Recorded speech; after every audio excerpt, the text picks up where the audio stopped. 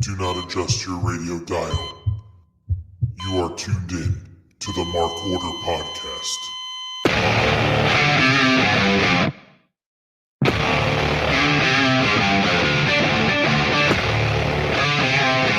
Join the Mark Order.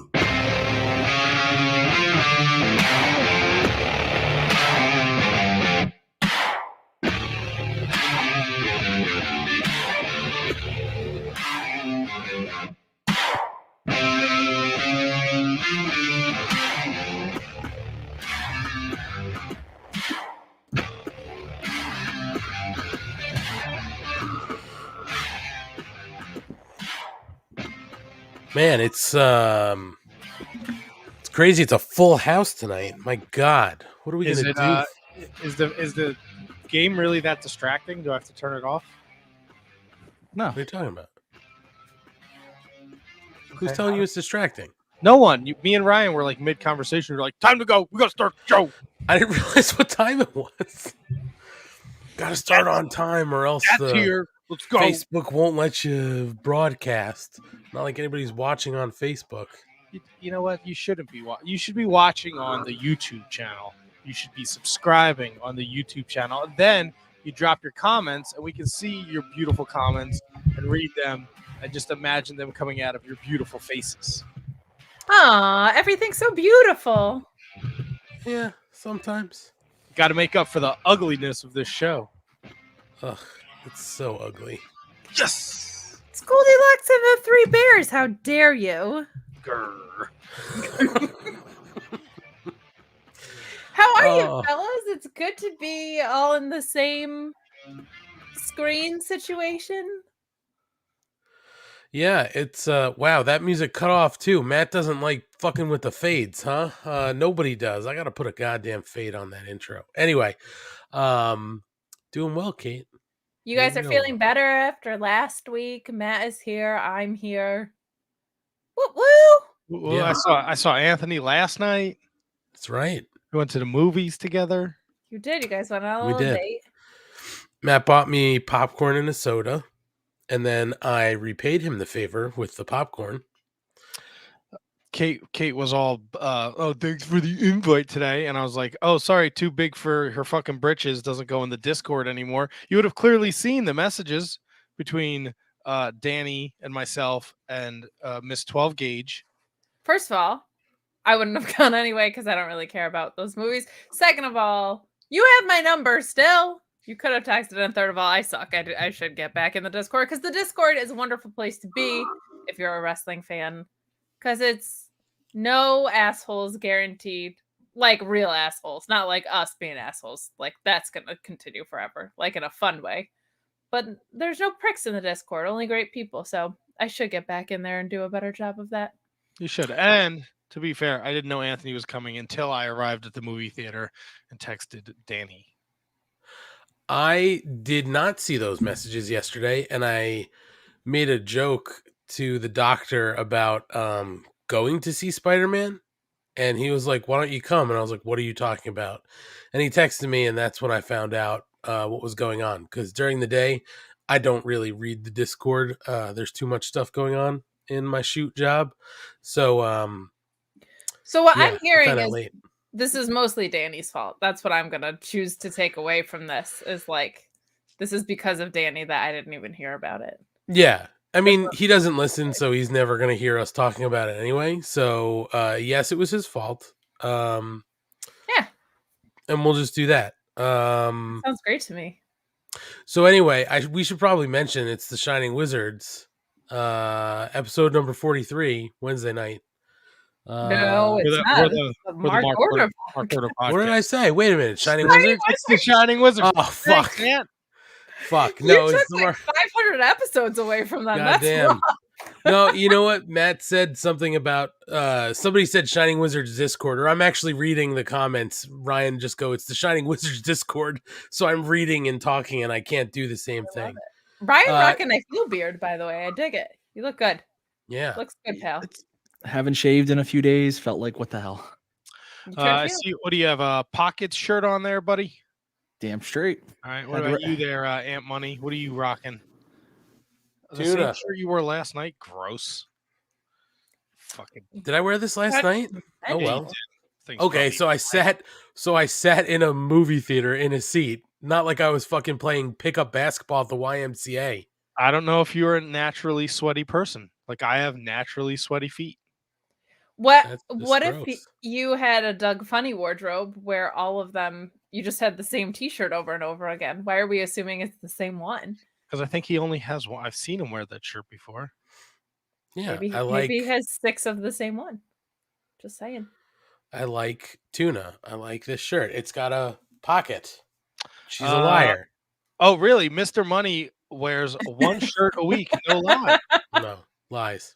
She specifically said she did not lie, so she seems like a very wonderful, honest woman. I have my reservations. So let me ask you, because I'm not 100% transparency. I had a terrible week last week, Uh-huh. and I did not listen to the show, but I know you did the unboxing. Yes. Do they design the shittiest T-shirts ever? Yeah.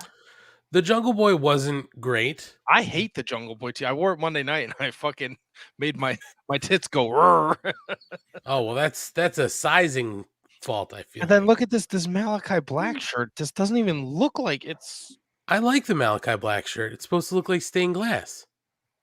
I don't know. His hands are the other way, Kate. Show it again. His hands are the other. Yeah, like that. That's the CM Punk thing. Get out of here. He's at Oh, Or is please. it in his coffin? Oh, CM Punk's the only guy that's ever crossed his fucking arms. Yes. Or made fists, apparently. Yes. You're not watching enough German stuff. If you think he's the only guy who's ever made a fist.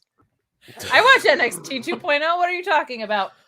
Wasn't We're not talking here to about- talk about that garbage. Wasn't talking about that kind of stuff either. German stuff? No. You weren't talking about Nazis. Oh, no. Well, I mean, Oh, I've boy.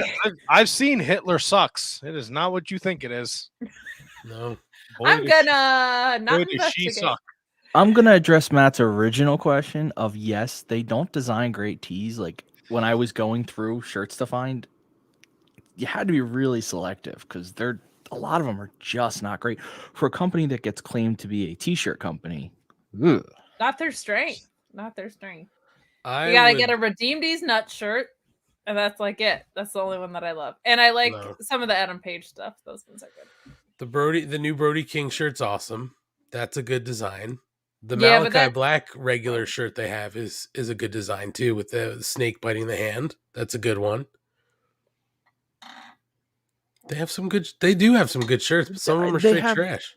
They have that's what I mean. You have to go and you have to look because not every shirt and not every wrestler that you like is gonna have a shirt that you like. It's kind of they just need to get they need to get a better designer, someone in there. They can't all be Jay White T-shirts. We know. It's true. okay. It is. Or Nightmare Factory shirts. We know Aunt loves those. Yeah, I do. Or Nightmare Family. There's Nothing Nightmare wrong with the Factory. factory or the family. It's true. Listen, all they do is fucking churn out champions. No, The only one you need to worry about is Cody. I like That's all Cody. that matters. Cody's my buddy. He's the only one that you need to worry about. I don't. Matt, I don't know how to tell you this, but if you think Cody's your buddy, that text thing isn't just you talking to him. Oh, that hasn't happened in a long time. No. Did he stop it, or were you like unsubscribe? I think I may have unsubscribed. I think you Very probably If likely you what did happened. not mention that, I would have forgotten about it just as quickly as everyone forgot about heels until they started jamming that down your throat at the beginning of the year. Oh, how I missed heels. No. Nope. If you are watching or listening or a fan of Kate and you want to gift her something, definitely a heels subscription. Kate would be more than happy to represent the Mark Order podcast or any of the other 9,000 shows she does and be a part and talk to. I think they had the world record ping pong holder. Where was she holding them? Hold on, I gotta look now. I think I muted the account. up in them guts. Let me see. Heels. Up in them guts, he says. Am I allowed to still say up in them guts? Yeah, Yeah, I get love all that up in them phrase. guts. It's a funny one. W heels. I'm just not letting any guy that takes me to Applebee's do that. Oh well. Eric He F calls says it Eric F says Matt's tits shirt needs to happen. I think we need to make it happen. Yep.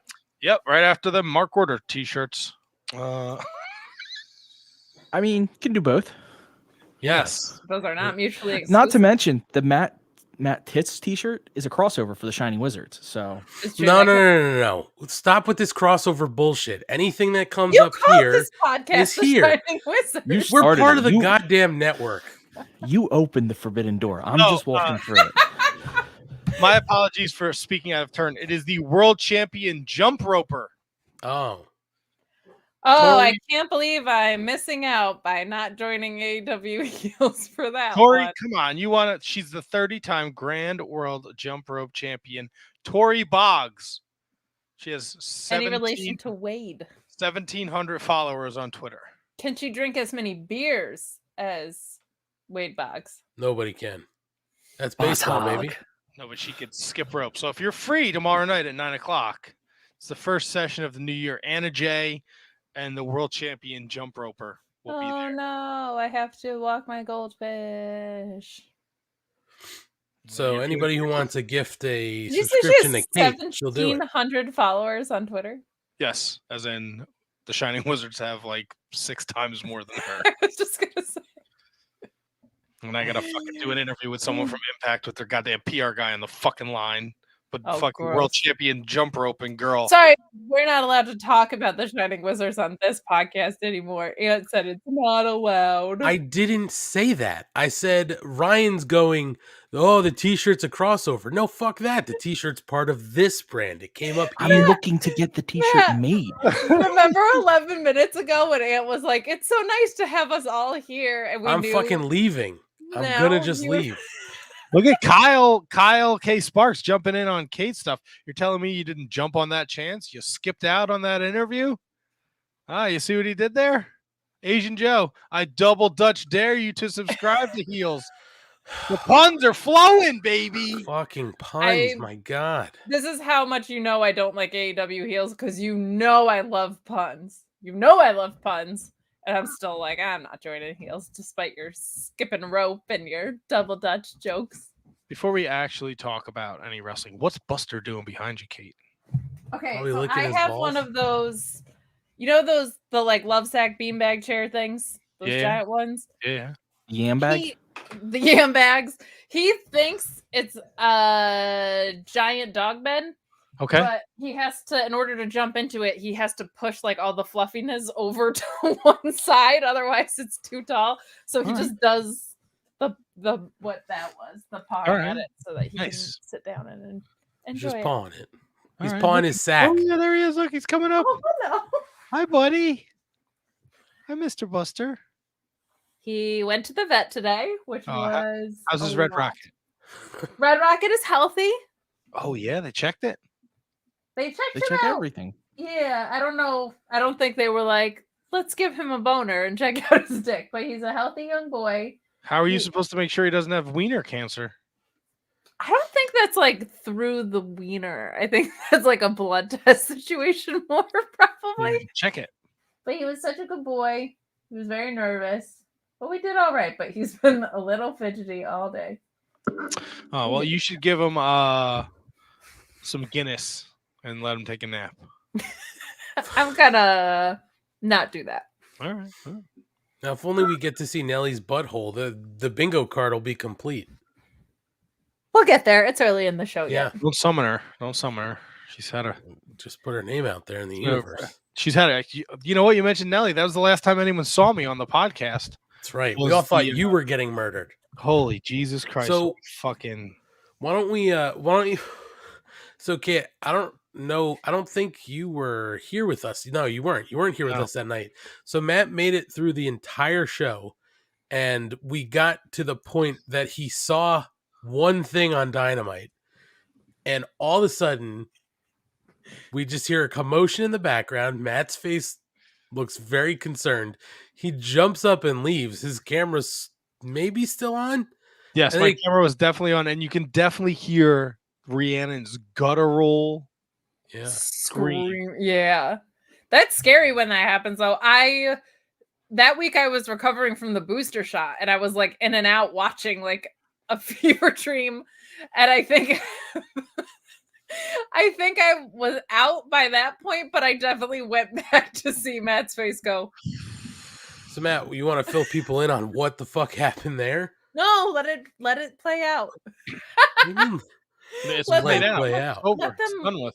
It's completely done with. The cat's okay. Yes. The eye is healed. So we have 3 cats, and if you've watched the show or the Shining Wizards wrestling podcast, you know Nellie and her butthole. So Nellie and Trixie are the female cats. They live just upstairs. They live in the master bedroom, this room, and the bathroom, and it's the whole top floor of the house. So they have to stay separate from Muda because Muda is the older male, and he does not get along with them. So, but it's weird because I have a baby gate up in this doorway here, and they literally just stand there fucking nose to nose all the time. Right? But when there's no baby gate, Muda tries to fucking kill her. So that Wednesday, we had left the door open, and Nellie was just going about her business, up and down the stairs, doing whatever. And Muda was just sleeping. He didn't care. Well, apparently, he had gotten up from his nap, and he was like walking around, and she like jumped on him trying to play with him. But he was like, "Nuh-uh, not today, bitch." And that's when he chased her up here, and he was not happy, and we just couldn't get to in between them in time. And then I went to see what the commotion was, and then she had like a cut on her eye, and then something on her like actual eyeball. So I was like, "Fuck!" So I had to take her to the vet early the next morning, and we've had to be giving her drops, and then we took her back, and the doctor said it looked good. And then he reached out to one of his doctor cat eye people. And then I had to His go. Catoptometrist. Yeah, then we had to go pick up like extra antibiotics. And when they said they were done, and she's just had a miserable week too. We've been fucking having to orally shoot shit down her throat and just hope that she doesn't throw up, and give her drops 4 times a day. And thankfully, it's all cleared up. She's good. Everyone's good. Good. All the doors are Thank you. closed. And you haven't been drinking spicy margs tonight either, right? No, because I also got in trouble that night. The weather was very bad outside. I didn't get in trouble for coming on the podcast. I did a little That's what she little said. bit get in trouble for not having a shirt on. But the roads were bad, and she had to drop her friend off at his house, and then she was on the way home, and she was trying to reach me because her car was sliding all over the road, and my phone was plugged in charging. So she was upset that I didn't answer the phone. And then you factor in that I was pretty lit and shirtless. And then I was like, "That's not fair. You don't let me do whatever." And it was like, the words came out, and I was like, Oh, "You're such an idiot." no. And I was like, "Just shut the fuck up." But at that point, I had fucked it up. So sometimes the roads to the top get a little bit icy, and you need to be there for other people. yeah. Kyle with the double puns tonight. Hell yeah. Let's go. What's an meow? Meowologist. Like for the eye of the cat. See what he did there. Sounds like a case of cataracts, but glad she's okay. Yes, Matt's pussy is feeling good. Pussy is back. And look, Berg! Hi, Berg. and I come home today from work. My wonderful wife says, "I got you something." So she got me a very fancy looking sweatshirt. Then I take Fancy the sweatshirt? Yeah, it's like a I don't know. It's Like a tuxedo Mr. sweatshirt? Like a Mr. Rogers sweatshirt. Oh, It's fancy cardigan. sweater. Yeah, I don't know. It's Sweater. over there. But then I pick it up, and under it is a fucking Apple Watch. Wow. She Look, threw Replace your burnt one. 78 birthday parties and is just buying you gifts, and you're I like, don't know what I did. I You're don't like, know why. I gotta get more. I gotta get my Series 47s and your I got an email today about fucking face. unmatched 8. Unmatched got- 8. Yeah, shipped. Mine shipped. Oh yeah, I got that. Yep. And I got my UK ring the other day. Yep. So did I. Yes. There's a UK ring? There's Yeah. it's with a UK exclusive Cody, because I That's know how right. much you love all the Cody figures. Yep. Well, at least now they have like any women's figures. There's a ton of them. Now there are, yeah. But before they were like, we have to have 6 Cody figures before we do a woman. Rangers won, Matt. No, I know. I was trying to see. I think I have all my ladies together. Oh, okay.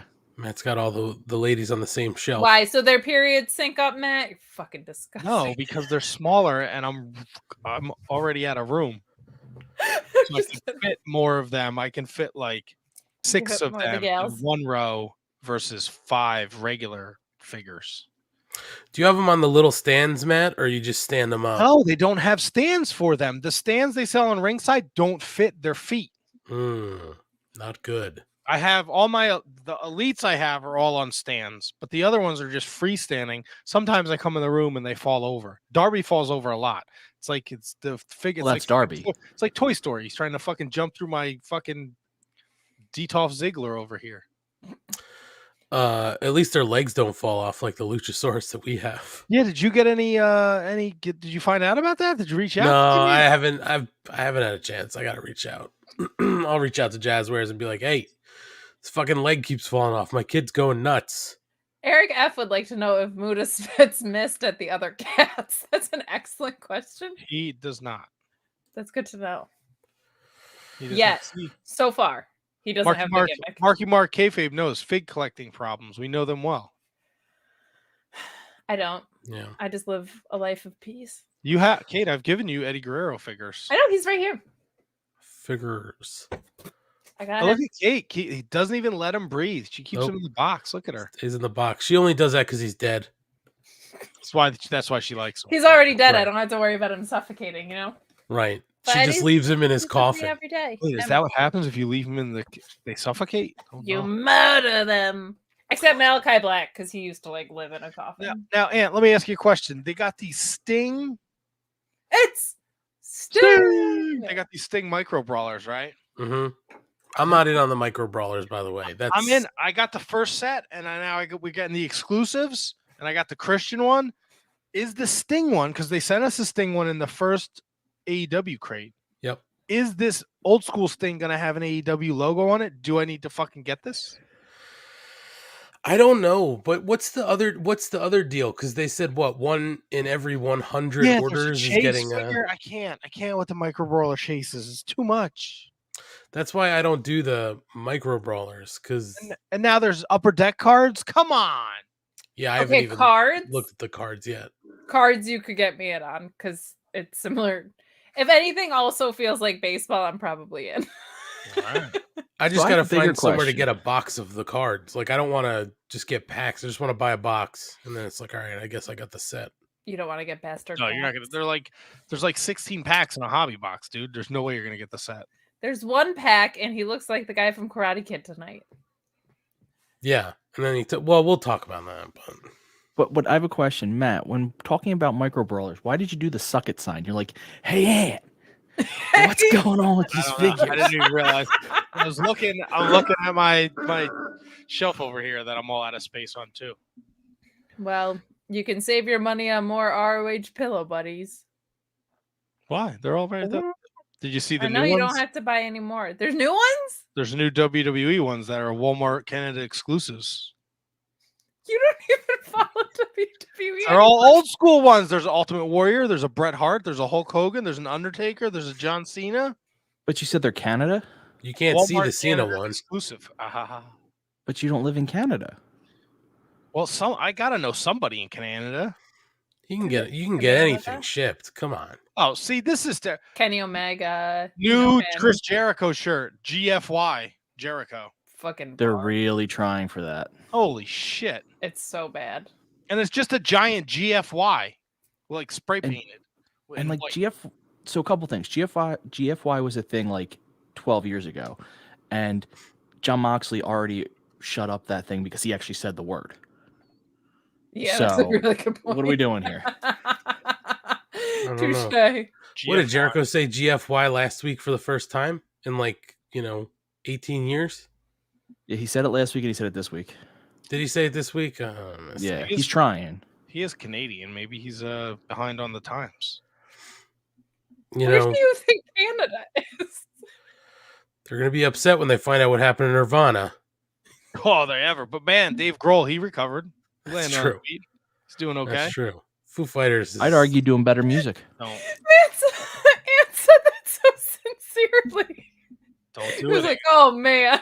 Don't do what? You're gonna disparage the good name of the Foo Fighters. I am not going to disparage the name of the Foo Fighters, but I wouldn't go as far as to say they're doing better music than Nirvana did. It's not really a fair comparison. Who knows what Nirvana would have done? That's their whole full-time job is to fight Foo. It's not even to make music. So God bless them for putting out any albums. They gotta fight Foo all the time. What do you think is Foo? Because I know a food truck, Mrs. Foo. They fight her. Do they? She Poor pulls up in the Mrs. truck, they pull up in the tour bus, and it's just a fight. She makes some slamming dumplings, Miss Foo. Well, there you go. A little plug for Miss Foo. It's We got, the flesh of her defeated enemies. So I'll say this: a Foo Fighter is an unidentified flying object of a kind reported by U.S. pilots during World War II, usually described as a bright light or ball of fire. Goodness gracious, great balls of Foo. Yes, I'm just. What do you got behind you there? Are those skis, skateboards, snowboards? What do you They're got there? skateboard decks. Yeah, those are limited skateboard decks. And a Lucy Stay Puff. Yeah, that was taken away from a tiny human who lives in my house because when he steps on his stuff or treats it like shit, we just take it away. Do you So- think he was trying to pretend to be the Stay Puft Marshmallow Man? No, he was just being, A being child? foreign, stepping on his shit. So I was like, I'll take that. It's okay. I've got one of my own downstairs in my closet. Nice. Yeah, Child or the Stay Puff? the Stay Puft. he is sleeping. Please, dear God. You just keep another kid in the basement, Aunt? No, not at all. Don't need. Eric Don't F need lives another in kid in the Canada. basement. He could get your pillows shipped to you for a small fee. Yeah, I'm just running. I'm running out of. Like I came in here the other day, Running out of couch. He needs another couch. Yeah. like Monday, right? Because Monday was Martin Luther King Day and it was a holiday, and I'm a degenerate, and I won a bunch of money betting this weekend. I Mhm. made some afternoon hockey bets, and while I was prepping for a Monday night show, I came in my man room and I put on the TV, and I was like, "This is pretty fucking sweet."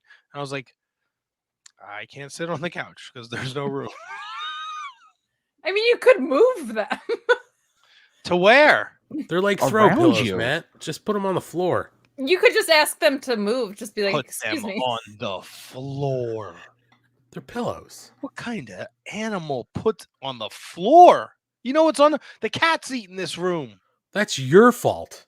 Well, I don't know where they can't eat anywhere else. They can just stand somewhere else. They're pillows. Cats or the pillows? The pillows. Both? Just be like, excuse me, can I sit down here, Danhausen? And he'd be like, sure, Hausen. Let me scoot to the side, See, Hausen. Danhausen isn't the problem. It's Vincent and Taven, Castle, and Shane Taylor. So they're really making an Oh, I impact wouldn't on your fuck seating. with. Yeah, I wouldn't. Oh my God. No, that was a good one. Thank you. I wouldn't fuck with the Shane Taylor one.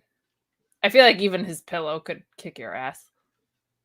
Right? I'm If gonna anything, tell I'd you promote it it. doesn't like special videos. Matt Taven. If only there was some podcast that we knew of that did an interview. Matt recently. Taven. That's all I can think about when anyone says his name. I know. Ever. Maybe I can rearrange them. And then you know what happened? I opened all the stuff I got for Christmas. Uh-huh. I moved some things around. Or like I said, I put all the females on a shelf together because you could fit more on a shelf.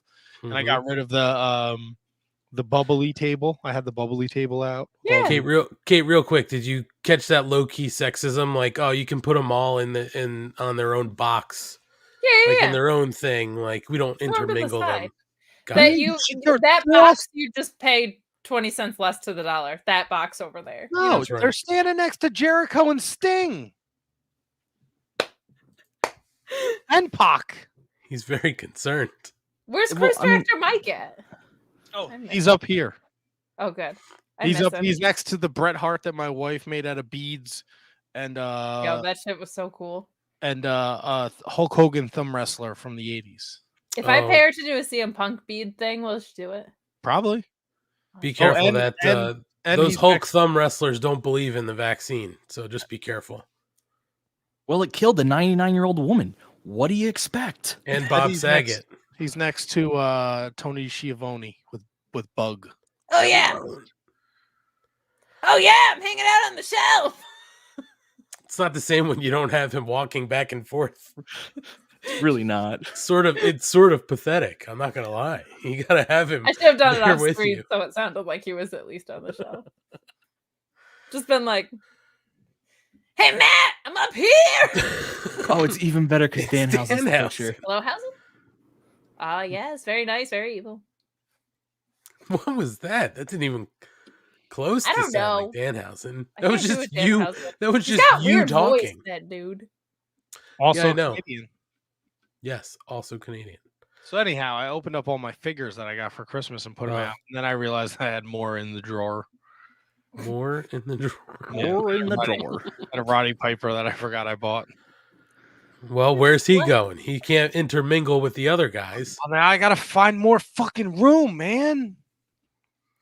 He's good at chewing bubble gum and taking up drawer space. And he's all Like I think the little WWE guys, I think I gotta take those out and I gotta put them somewhere. Like maybe I'll put a shelf up above the TV. I don't know. I can't believe I'm actually going to continue a figure conversation, but Matt, the stand that your TV's on behind you, is there Yes. actual stuff in those drawers? Yes. Oh yeah. Okay, because I was gonna say hang the TV and then get like a glass case to display them under it. Well, the stuff that's in the drawers is more. More Oh, Oh, see, it's figures. perfect. You can display them, What? and then you can sit them on top too. And I'm gonna Well, let you make the call as far as when we A, stop this conversation, and B, call an interventionist for Matt. That's all on you. It's no intervention. I did order.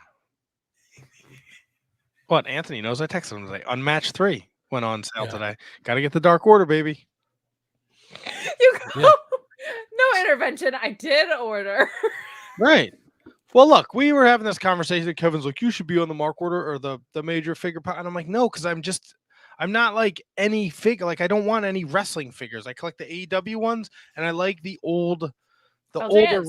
No, I hate the LJNs are stupid. But see, that would actually work on their podcast because you're very specific. They talk to you about your specific. Yeah, but I don't know, like the fuck. I can't tell the difference between the skin tones and the.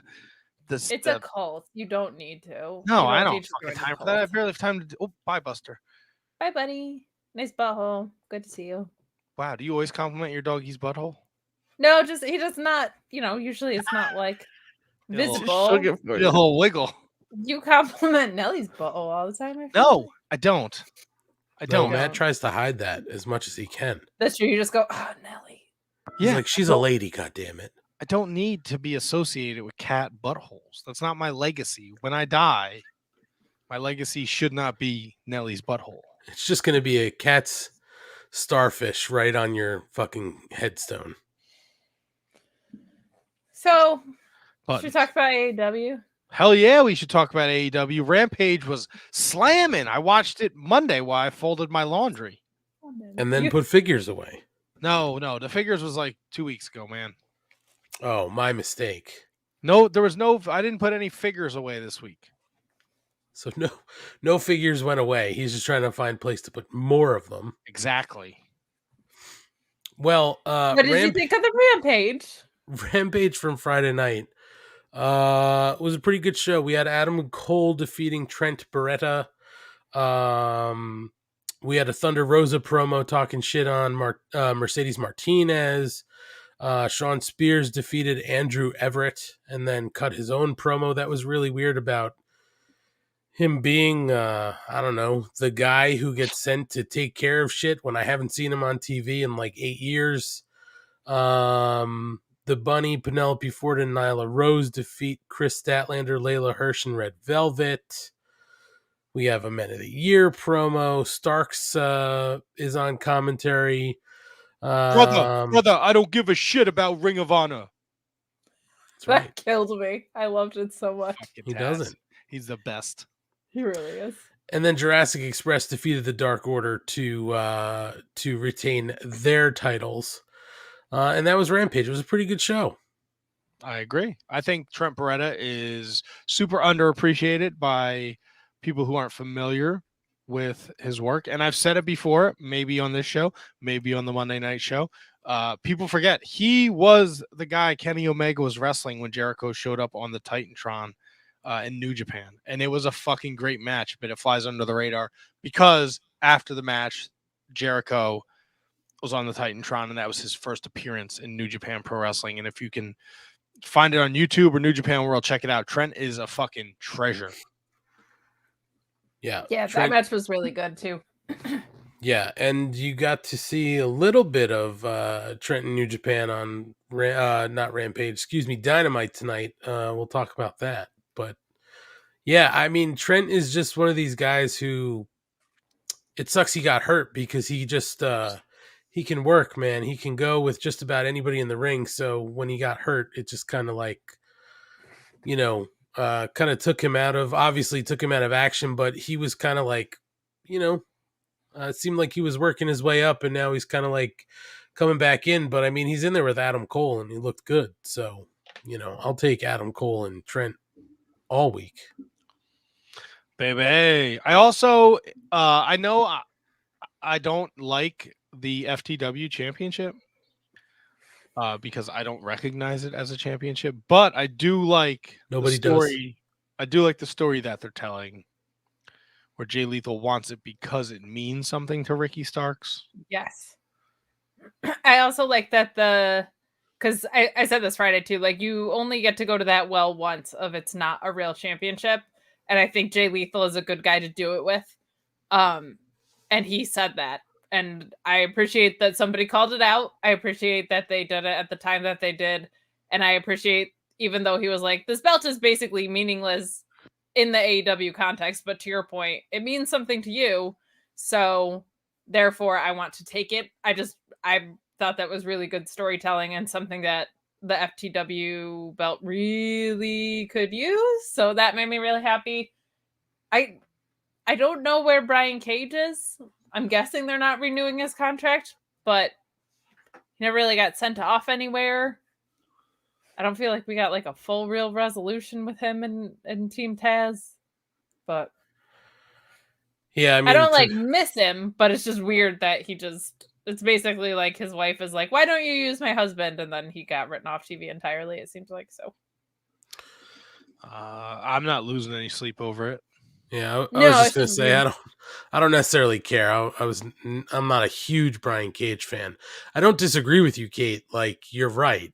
Nothing really felt resolved, but at the end of the day, I kind of don't care because I'm just not in on Brian Cage.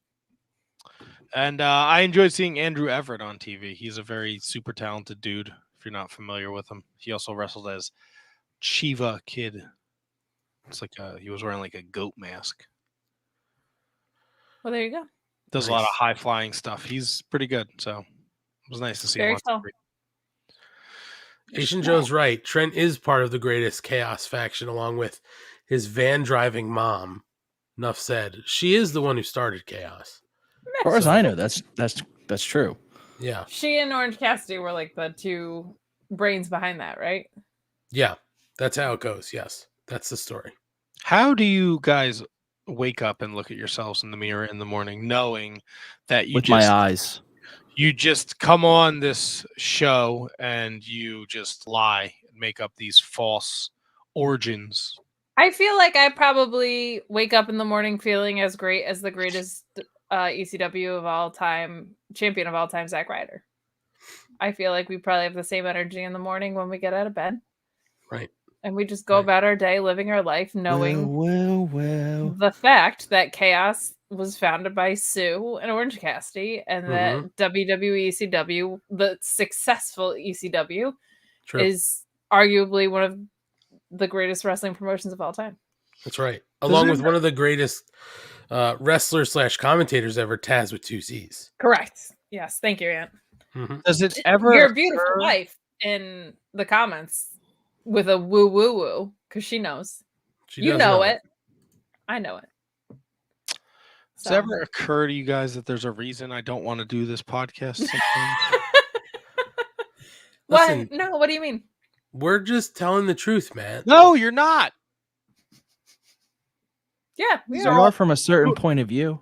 Google Chaos, nowhere in the description does it say Sue is the originator of Chaos. Nowhere. If you Google chaos, what comes up is behavior so unpredictable as to appear random, owing to great sensitivity to small changes and conditions. So that sounds like Sue to me. It might not be her name, but when you Google chaos, the definition comes up and is basically the definition of Sue. Yeah, and I get an international organization of evil bent on world domination, founded in 1904 in Bucharest, according to the television show Get Smart, which is based in fact, right? That's based on a true story. So Yeah, what we're doing is we're getting smart. all works out. So No. I mean, wait, is that for real? Did That you know that is before for- you put a ring on it? Yeah, because I think unfortunately I was the one who was like, yeah, this is kind of how he got big, and then they let him languish. But he was a WWECW champion. He's probably going to be in the Hall of Fame because of that. Have you ever The made Hall of your Fame. wife go woo woo woo? She does it herself. I believe she also has a headband. Does she just wear the headband and a smile Yeah. after a fun night of wrestling and adult beverages? Not for me. It probably for Tony Nese if that was ever possible, but not for me. Do you give her the Rough Rider? Do I give her the Rough Rider? I know I have at least once. There's proof of that. One time that it worked. Yeah. And All it takes is one. Zack Ryder has nothing to show for it, and he's not that great at it. So I think maybe Ant gets to own the move now. Whoa, right. she has a Santino Cobra too? Yes. What does she do with that?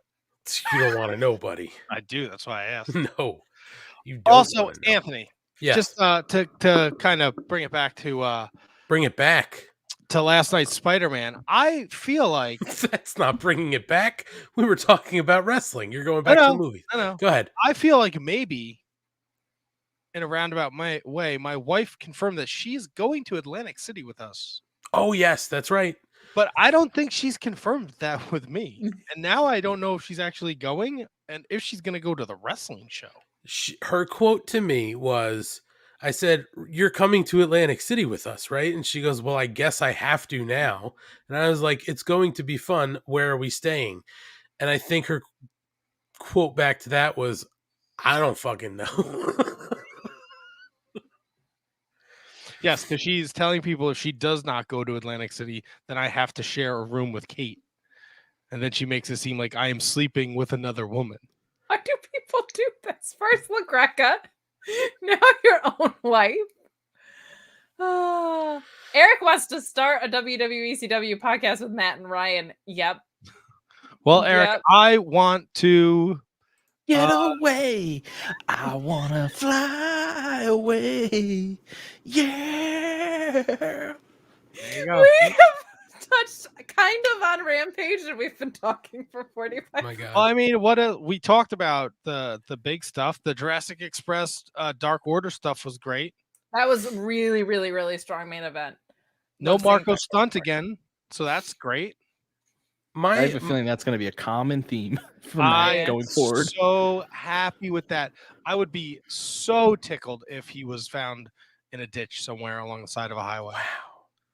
Not dead, just playing guitar. Yeah, just with his guitar sitting in like the Yeah. mud, like Pigpen from fucking Charlie Brown, just playing his fucking guitar. Wait, That was oh, you know what we haven't done in a long time? Oh boy, FMK. Yeah, Matt. Fuego del Sol, Rio, and Marco Stunt. FMK. Seems And like you an can't easy one pay for all of Matt. them. Well, I'm gonna F Rio because You know. yeah, Lady and I have a name thing- I have a is thing for Rio. Asian ladies. Wait, I got a better one. I got Yeah, a better that's one. what I was knowing. Right. No, because that Kate made it too easy. Marco Stunt, Fuego del Sol, and Brian Pillman Jr. Ooh. Do I have to F one of them? Yep. You sure do. Or they can F you. It's really your choice. Yeah. Can I just hit them with an F you? No. Come on, don't change the game. All right. Who was it? Pillman Jr., Marco and Fuego. Marco Fuego. Fuego 1 specifically. I guess I would F Pillman Jr. because then I could grab his terrible hair and just pull it. So I would enjoy myself, and maybe I'd try and rip his hair out. I would marry Matt would enjoy himself. Yeah, definitely. For effing, I'm enjoying myself. I would marry Fuego. Really?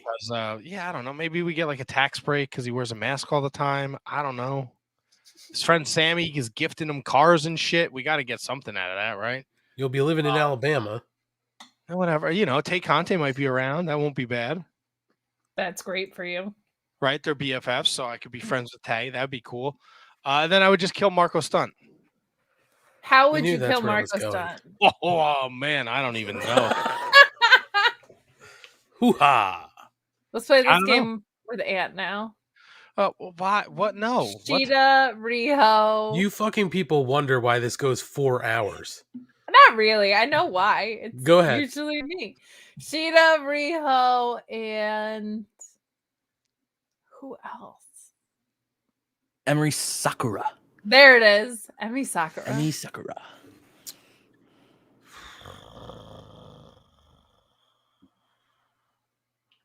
I mean, hypothetically, Riho would be fun to.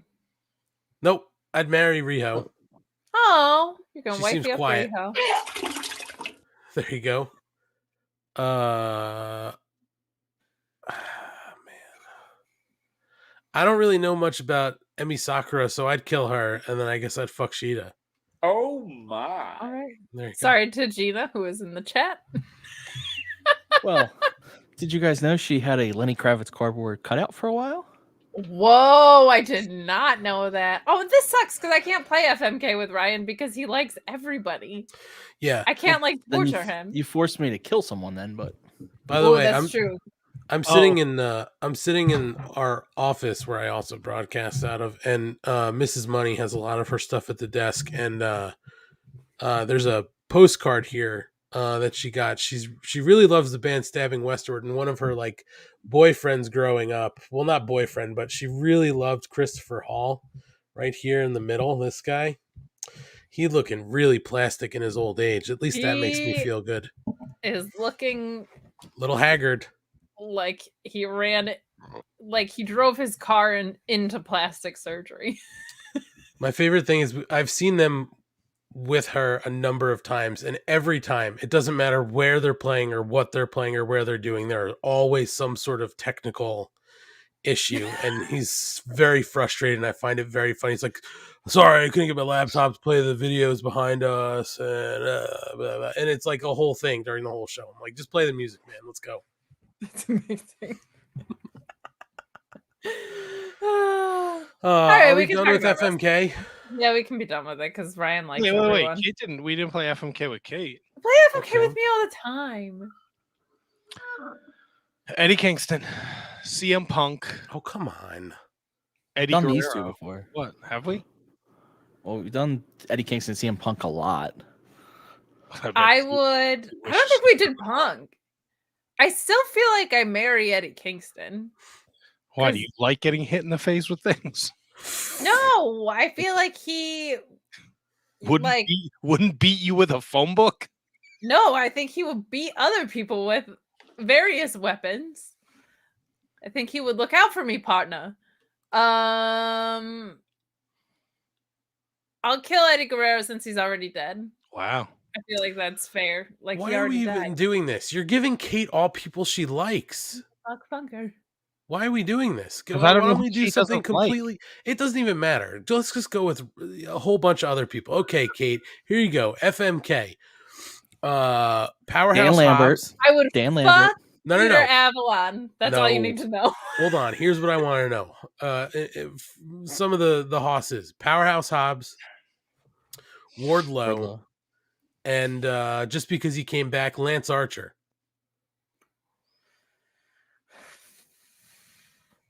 I don't want We to should have kill the any Jeopardy of music. I don't want to kill any of them. I'm gonna F Wardlow Wow. Look at that. because I'm ambitious. gonna marry Lance Archer because if anything, I would just at least be trying a bunch of weird food.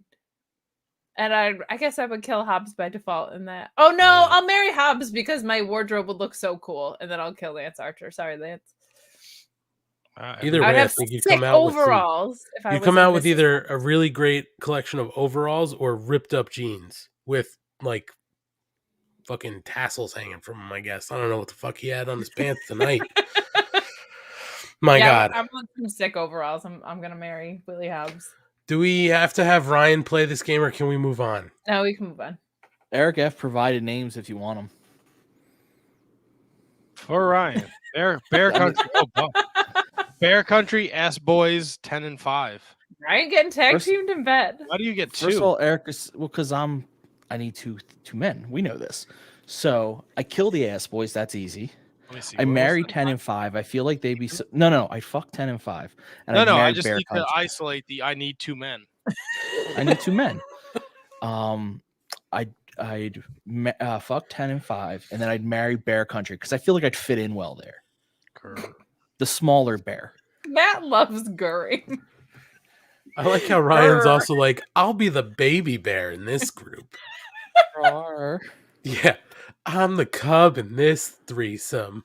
It would be the only time I'm in a relationship where I'm the tiny one. I'm gonna run with it. It's a fun time being smaller.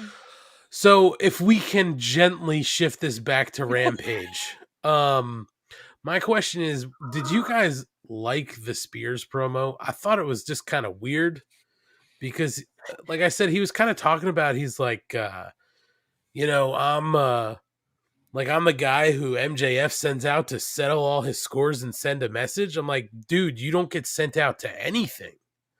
Like, I think he was saying that because that came on top of him saying that Wardlow, he called Wardlow like basically a one move maverick, right? Like, so I think he was saying that like he's basically been Wardlow's babysitter the past couple times they've been out there. So I think that was meant to speed up the descent between the two of them. I didn't like what he said about the Punk ring rust stuff because he's been back for a few months and hasn't lost. So that was just weird to me of like, you don't still have it. It's like, well, yes, he does. He's faced a variety of opponents and he's beat all of them. So I didn't like that about it. I like him taking a dig at Wardlow in that same breath though. Like I thought that part was good. I was hoping we were going to get a real match tonight and we certainly did not. yeah, we'll talk about that But we momentarily. can get into that later. But that was a polarizing promo. It seemed like some people really liked it. I thought his delivery was good, but the content got a little bit murky for me. Also, maybe burying the lead with Rampage. How about the diss track video from the Acclaimed? So on great. Sting and Darby. I thought that was very fun. That was really great. So I'll comment on the Spears promo. I liked it at the time. I thought it was fine. He had to sell himself going into this event. He came off like a dick, which was perfect. He tore down Wardlow, which is clearly what they're trying to do right now. I'm torn on whether I like it more or less now because of what happened tonight. Part of me likes it less because, for obvious reasons, part of me likes it more because everything he said about himself was proven to be a lie in 10 seconds. So it's kind of funny. So I'm kind of torn on it. It's, but that's after the fact. That's with hindsight. But I liked it at the time. I think it was delivered well, and it got it. He managed to get across the storyline with Wardlow and Punk at the same time. That's true. Yeah, I didn't mind the delivery. I just thought, again, some of the content was sort of weird. He made it seem like I'm the fixer. Like I'm the guy you send in to fix all the problems. And I can't think of the last time I saw him in the ring. Besides, You're not supposed to see him because he's fixing things behind the scenes. You don't watch enough Dark Elevation. Oh, I'm sorry. He's got a point. Sorry. Well, anyway, guys, why don't we just what? Anywho, Yeah. Why don't we take a minute here? We've almost been on for an hour, and we've All talked right. about wrestling for like 15 seconds. you know what? There's more to us though than wrestling. Like wrestling brings true. us all together, but people want to get to know us. It's true. There's also wrestling figures. And No, they it's were not just AEW about figures, so that covers what we cover. No. This is why you listen to certain talk radios or podcasts. You connect with the hosts, right? If we just turned on the microphone and said, we're going to talk about AEW and you're not going to know anything about us because we don't want to talk, that's boring. Who wants that? We have personalities. People connect with us. They send Kate dick pictures. I'm a cult of personality. Ryan's a bear. Send your bear pictures to Ryan. Grr. Yeah, send them to our Twitter inbox so me and Matt can laugh at them. I'll Please. be laughing with you guys. I don't know what. When Ryan responds and has a whole communication back and forth, me and Matt can follow it up. It's very fun. Right? Kyle K. Sparks has it right here. Wrestling figures, animal buttholes. You come for the wrestling talk, but you stay for the cat animal butts. buttholes, dog buttholes, wrestling figures, FMK. Grr. I don't know Marvel much about action Marvel figures. action figures, No. Teenage So- Mutant Ninja Turtles. No, none of those. But Ann is one of the biggest collectors of Ghostbusters memorabilia, so he does fall in line with that. I know he's got so many ghosts. So But many. he ain't afraid of them. I ain't afraid of no ghosts. No. Something in my eye. And were you Beat you to it, Kate. gonna say something about like I don't know where you could hear such a great show like this one? I mean, I Well, they're kind of hearing it said now. it. They're listening. I said it at the top of the hour.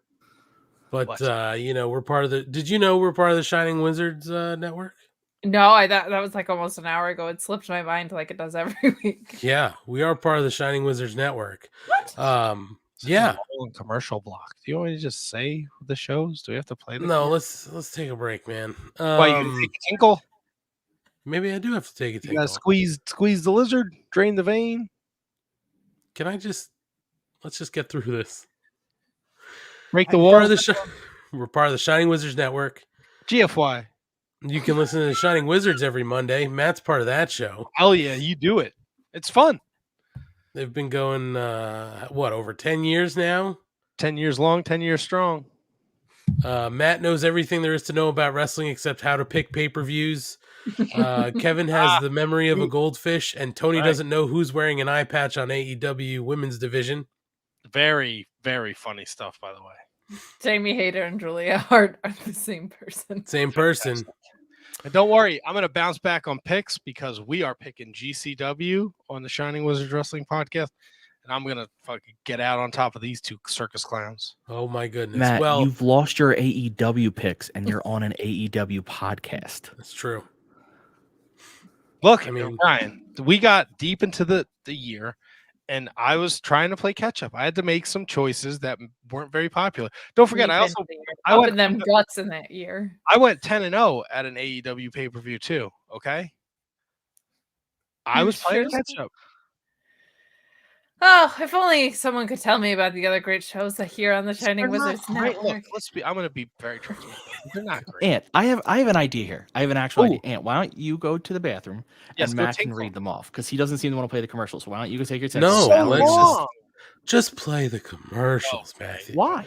We're going to cut out some of these commercials, I think, in the future anyway, because there's a Let's couple cut of them all these out back right to now. back. And I can just read them. No, it's okay. Let's all take a nice break, Ryan.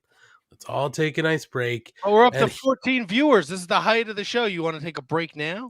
Yeah, let's listen. Cliffhanger this. You got to find out what happened about what happened on Dynamite, and you'll find out right after this short break. Hearing about some of the other shows on the Shining Wizards Network. Oh, that's my cue. Everyone knows a lot of things can change in the span of 10 years. But when it comes to professional wrestling podcasting, one thing is still guaranteed. The Shining Wizards is the only place to get all the latest wrestling news, interviews with the greatest guests, and of course, tons of laughs in discussing the world of wrestling. The show is still available on Monday nights at 7 p.m. East on rantemradio.com and Rant Entertainment Media on the TuneIn app. And it's still available on all podcasting platforms. To check us out, head over to shiningwizards.com, where it's still wrestling talk and talk about wrestling. Because of the obvious threat to untold numbers of citizens, and because of the crisis which is even now developing, this radio station will remain on the air day and night. This station and hundreds of other radio and TV stations throughout this part of the country are pooling their resources through an emergency network hookup to keep you informed of all developments.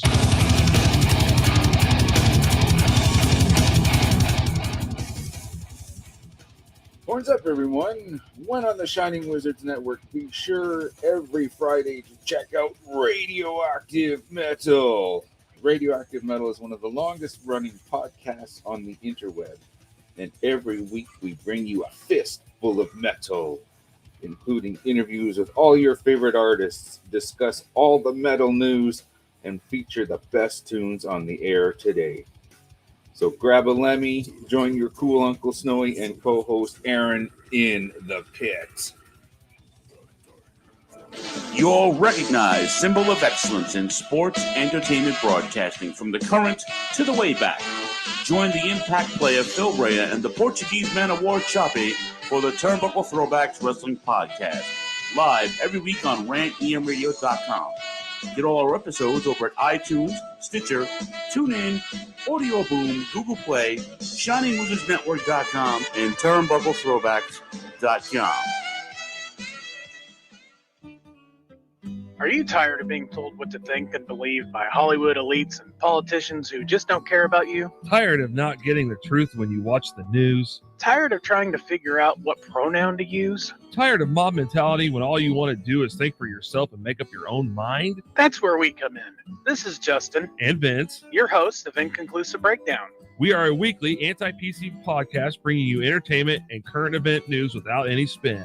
If you want to truly stay informed on what's going on in the world, then give us a listen every Sunday, anywhere you get podcasts, at least till Zuckerberg and Twitter Jack deplatform us. And as always, we're proud members of the Shining Wizards Network. Tired of the PC police telling you what you can and cannot say? Want a show that travels back to the 80s and 90s where the badass hosts have beaten down cancel culture on 3 separate occasions and carried on to gloat about it? Since 2013, The Midnight Jury is that show. Travel back to the malls and arcades, pop in your VHS, and join us where the 80s and 90s return from the dead. Conan, tell them where to find us. WLWstudios.com, home of the Midnight Jury podcast hosted by Midnight Mike and Calvin Brody.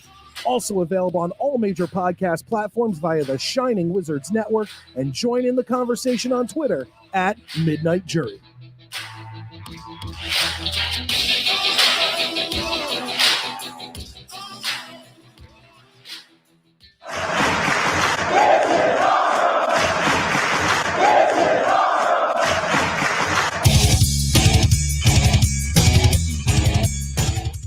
What's up, wrestling fans? You want something awesome? Check out Wrestling Night in Canada here on the Shining Wizards Network. We're 3 Canadian metalheads uniting for the love of pro wrestling.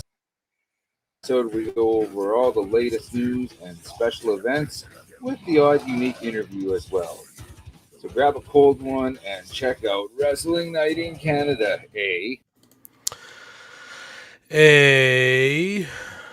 We're back.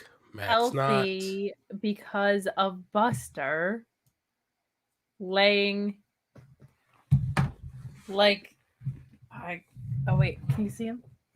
He was just looking up like, oh my god, I don't care. Oh no, hi buddy. He's the best. Well, real quick, let's plug ourselves. If you guys want some stickers, hit us up on our socials. Just send us a DM with your name and address and we'll get them in the mail. I remember who asked us for stickers last week. Eric F. asked for some stickers. We sent them out today. They're going to Canada, Hey! So we took them to the post office today. Thanks for hitting us up, Eric. If you want them, just let us know. Like I said, name and address in our DMs. I'll send them out anywhere in the world. So just let me know. Matt, what you eating?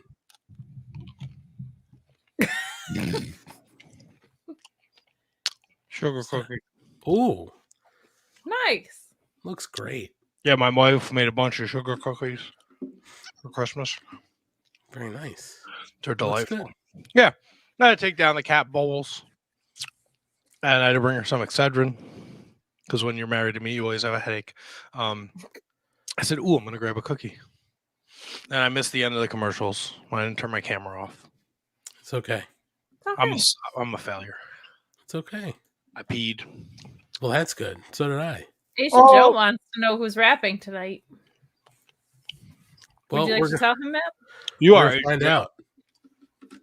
I would bring Asian Joe on here to spit bars. Are you kidding?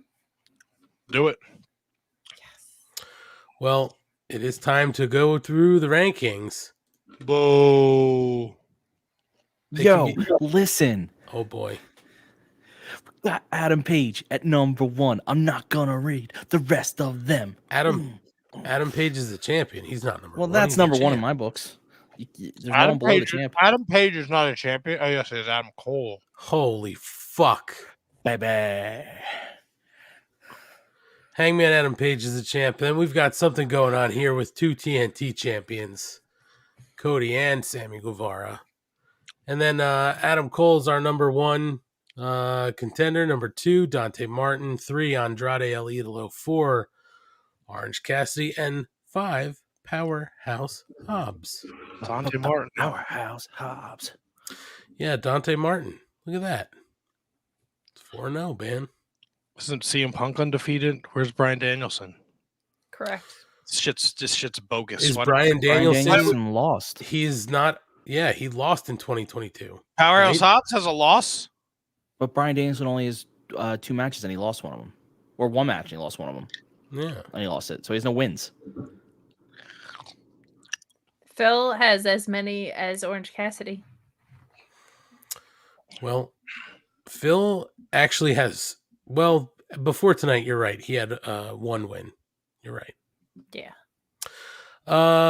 Tag division. Jurassic Express still the champs. The Acclaimed number 1, number 2, the Ass Boys number 3, FTR 4, the Varsity Blondes 5, Private Party. Look, can I have a serious question for the group? Yes, go ahead. Why do we do this every week? Just to go through it. It sets up what's going on before Dynamite. It really doesn't, though. And in case you want to rap. Yeah. The rankings suck. Well, then you can excuse yourself from the rankings. I like this blue they have for Jade.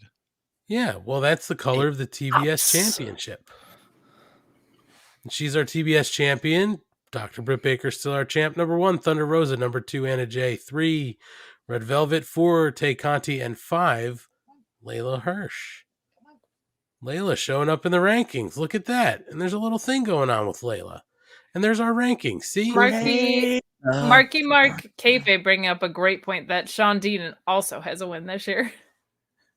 Yes. Over MJF? Over MJF. He should be ranked. Well, I guess they're not looking at strength of opponent. I guess not. But either way, guys, it's time to talk about Dynamite. Hey! It's Oh, time let's see. to talk about Dynamite. Turn Ellie. Damn it. Turn around every now and then we see a cat Oh, bud. she's going. Oh, Sat down as to not show it. She's like, no, you know what? She knows to do it later in the show. She's That's like, right. people are going to stay tuned in to see my kitty booty. So, guys, Dynamite tonight.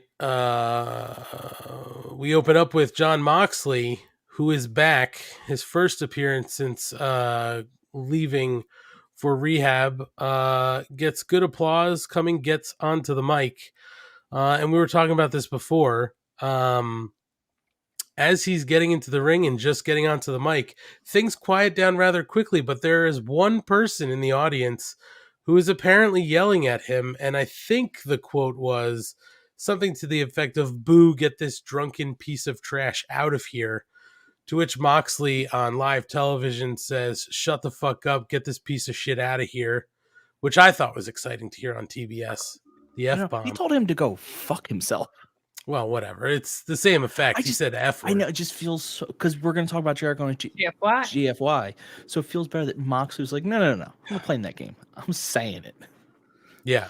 He just didn't give a shit and they let it fly. So that's great. And he says that a little while ago, he fell asleep on a plane and woke up from a bad dream When they had landed, he was on the side of the road on his hands and knees in the dirt, bruised up, clouds over him. And a demon that kind of follows you around your whole life, who tells him tells him that none of the good things in life were supposed to happen, and asked if he really thought if he was going to make it out. But he woke up before he had the chance to answer, and nobody gets through life unscathed. He's got more scars on his body than the average person, but the important ones are on the inside and harder to see. He says, nobody's perfect. No matter who you are, you shouldn't be afraid to stand up in front of the world and bear who you are and say, hey, this is me. So he's sure there are plenty of people around the world who want to write him off, who doubt him, and it wouldn't be the first or the last time. If you want to doubt him, you say whatever you want. He'll tell you the same thing he'd have told that demon. Take all of it and shove it up your ass. He doesn't run from demons. He beats the shit out of them. And for everybody in the building and around the world that's had his back and supported him, he thanks you. And to buckle up, because we're going on a ride in 2022, he's going to grab pro wrestling by the balls and do whatever he wants. Because now, more than anyone in the business, he's free. If anybody in AEW or around the world thinks that they can put him through more hell than he's been through, he's thirsty. And if you thought he was dangerous before, all he drinks now is blood. Matt, are you drinking blood? So hold on. Yes. Are you telling me John Moxley is a vampire?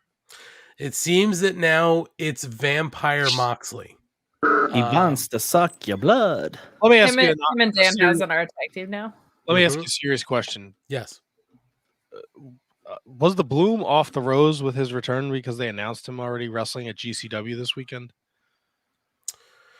I don't think so. I think fans were still excited to see him. He got a good right, but I mean, you knew it was return. coming. When they announced last week Homicide against Moxley at GCW, you had to know he was going to show up on AEW TV. There's no way they let him return from this big sabbatical where he had to go get himself right. His first appearance isn't not going to be on AEW TV. No, I mean, I think you kind of knew that he was going to be coming back to television. It was just going to be a matter of, is it going to be tonight? Is it going to be Friday? You know, who knows? But I don't think it took anything away from it. Listen, I thought that this was a good promo. I thought that for the first time in a long time, to me, he looked healthy and he looked generally good, you know, instead of looking just like tired and exhausted and bloated, you know. He looked really good to me, and I thought that this promo was good for him. And, you know, it's not like one of those things where you kind of shy away from where you've been. He was very clear, you know, about battling his demons. And, you know, I think he said, to close it out, he said all the things that we thought he was going to be getting ready to do anyway, right? Like going other places, wrestling other matches. Clearly he's wrestling at Hammerstein this weekend, but like, you know, the possibility of him working Japan or something like that in 2022.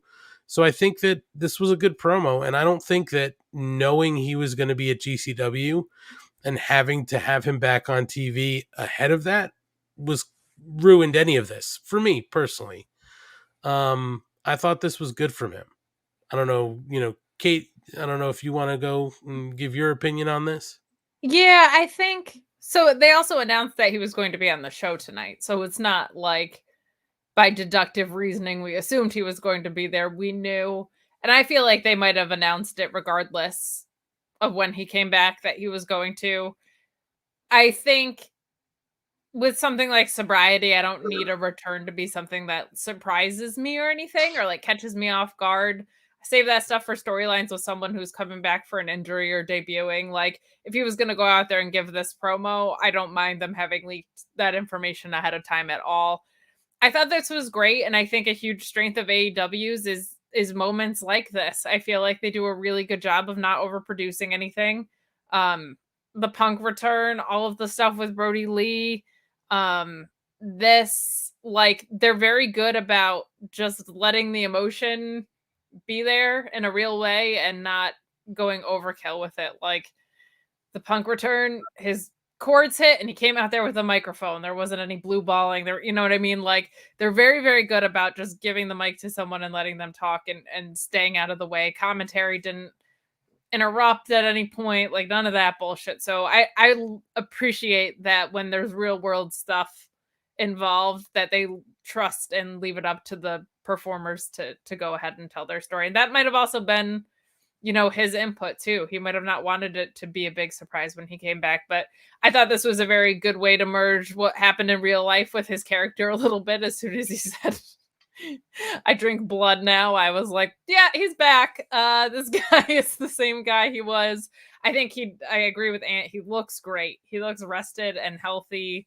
Like his just more vibrancy in his appearance, which I think is a good sign. But I think someday his daughter is going to see this and be very, very proud of him. I hope so.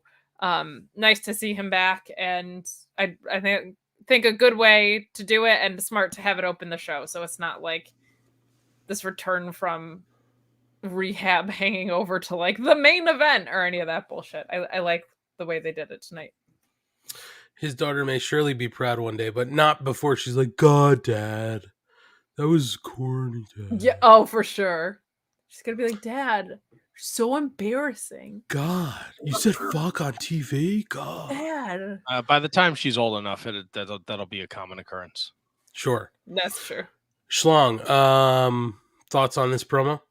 I loved it. You want me to trash it? No, I was just sorry. No. Well, what do you want me to say here, Matt? Do you want me to trash a sobriety promo? Is that how you want to? You want me to be anti-mental health? Yes. That would be fun if this was the one thing you hated. It's just shaming recovery. Fuck this. Shame recovery. Shame. I could do it from the CM Punk angle of that, since I don't drink or do drugs or anything. I could be like, how dare you? There you go. Kate summed it up really well, but I would say just the mastery of taking a real life issue, talking through that in a wonderful way, and then at the very end making it wrestling. Like there's a lot of skill in that, to be like, I'm going to lay out my real feelings, but by the end, this is all about wrestling again. Like that is just wonderful. That's a skill that not everyone has, and this is why he's been so great in AEW when he can say his own stuff, because he just gets it. He understands how to make things work. So that was, to me, the most impressive part of that.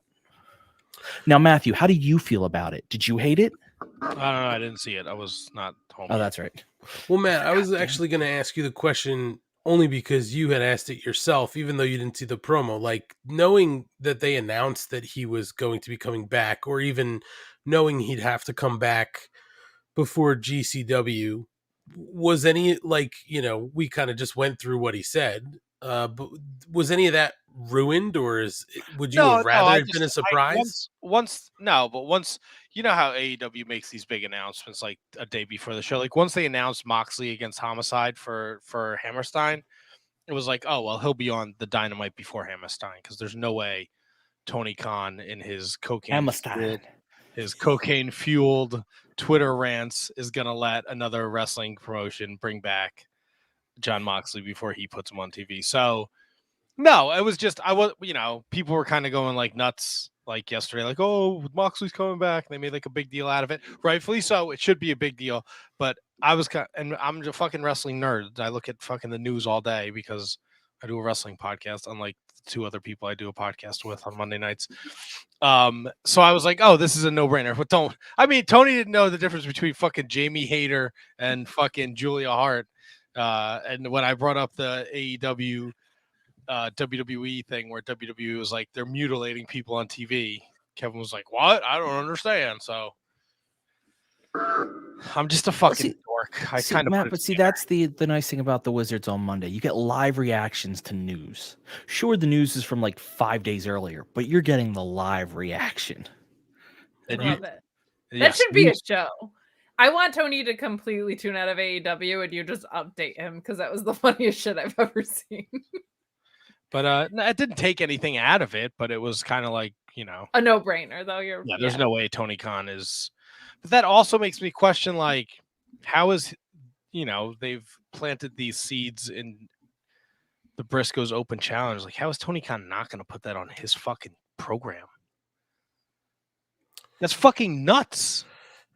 Yeah, You're also assuming it's FTR that's going to show up for that, though. Right. Could just be a different tag team for a Oh, while. I'm so disappointed. But the heat. Oh, sorry. We'll talk about GCW Bully a Ryan little bit later. Bully Ryan Dudley over there. I know how to book heat, okay? Ryan's a heat magnet. Yeah. Ryan's hot all the time. Yeah, He's got a fan. He's got a fan on underneath him we can't see. I do have one above me though. All right, so we go to commercial, and when we come back, MJF and Wardlow are backstage, and MJF is talking about CM Punk, saying he should have taken his early onset spinal stenosis that Wardlow gave him and given up to lose the match last week. And he has a birthday present. MJF has a birthday present for Wardlow. An apology. Oh. What? That's fucking lame. Well, wait, Matt, it gets better. As a result of the loss, MJF does inform Wardlow that he does have to dock his pay, but he promises Wardlow that the money will keep flowing back once he gets on track. That's if he wins a spot in that Revolution ladder match and wins a shot at the TNT title and then gives it over to MJF. And then Shawn Spears is going to show the world and Wardlow how to get the job done tonight. And MJF promises he'll be live on commentary. So again here, we're planting those seeds. Clearly, Wardlow is the low man on the totem pole for the Pinnacle, if the Pinnacle is even a thing anymore. But clearly, Matt, you're shaking your head. They're lining up for this split that we've been waiting for so long to see Wardlow exit the Pinnacle. No, I'm all for that. But if he really wanted to just put the candle in top of the shit birthday cake, he would have had Marco Stunt sing happy birthday to him too. What a terrible gift. I don't know if any of you guys saw on Twitter, but he tweeted happy birthday, R-Truth, because it's also R-Truth's birthday and not Wardlow, which I thought was so fucking What a terrible friend. I'm starting to have questions about MJF's intentions. Just kind of overall, I don't think he's that nice. You can be business associates and friends, but birthdays are a friends thing. Be nice about dock his pay. How rude. Well, he did apologize, and MJF doesn't apologize very often. That is a priceless gift. It was a false apology, okay? Sorry, but now you have to win my love back, and you got to give me the spot in the TNT Championship when you win the ladder match. And here's Marco Stunt to sing happy birthday to you. Happy birthday, Wardlow. Well, Wardlow should have read his contract. It's in the contract. An angel. Spears also wished happy birthday to Dolly Parton. According to Marky Mark Kayfabe. That is fantastic. Wardlow's facial expressions in here also of note. They were very, very funny. I feel bad for the big guy. I think he's gonna get his. I do. We should send him an edible arrangement. It has to be a pretty big edible arrangement. He's a big dude. It looks like he can eat a couple of those edible arrangements. It's gonna have to be a very large edible arrangement tree. Those things get expensive. The size of an actual tree. Oh, Joe's birthday was this weekend. Happy birthday, Asian Joe. Oh, happy birthday, brother. Do you think we could just send Wardlow an arrangement, tell him it's edible, and he'll just eat it anyway? No, see, you, Aunt Money, believe he's a blockhead like MJF. No, he's not just going to eat a cardboard plant or whatever. Why would it be arrangement? What kind of a real plant? He's not going to eat it. What is he, a dinosaur? Some plants are edible. A giraffe? Wait, Asian Joe, did you and Wardlow both go to Vegas for your birthday? I have questions. You could ask him in the Discord if you were there, Kate. But you're not there anymore. I could ask him right now, like I just did. This is the Asian Joe birthday extravaganza show. Kate's a no-selling son of a bitch in that Discord. Go ahead. I am. I'm no-selling hard. Did the Punk promo happen right after this? The little video thing that they did? Or was that Nope. later? Okay, that was later. I'll give my thoughts then. Okay. I think after this was the mixed tag, was it not? It was. We had Adam Cole and Britt Baker versus Chris Statlander and Orange Cassidy. So cutting to the finish of this, You there are. You should call her Buttlander. Why? That's what John Silver calls her. Okay. I'm not Yeah, John when they would Silver. drive in the car together, he'd call her Buttlander. Yeah. Well, and it's not John Silver. It's one of your many flaws. I'm sorry. It's just not me. I'm not Johnny Hungy. I'm just Hungy. Eddie Hungy. So getting to the end of this match, we have Adam Cole goes out to the floor. He clears the timekeeper's table, drags it to the apron with Britt. As they're jockeying for position, Orange Cassidy stops short, but manages to shoulder block Britt Baker off of the apron through the table. And Adam Cole is furious, hits a low blow with the referee distracted, pulls his knee pad down, and Adam Cole and Britt Baker win by pinfall with the boom from Adam Cole on Orange Cassidy.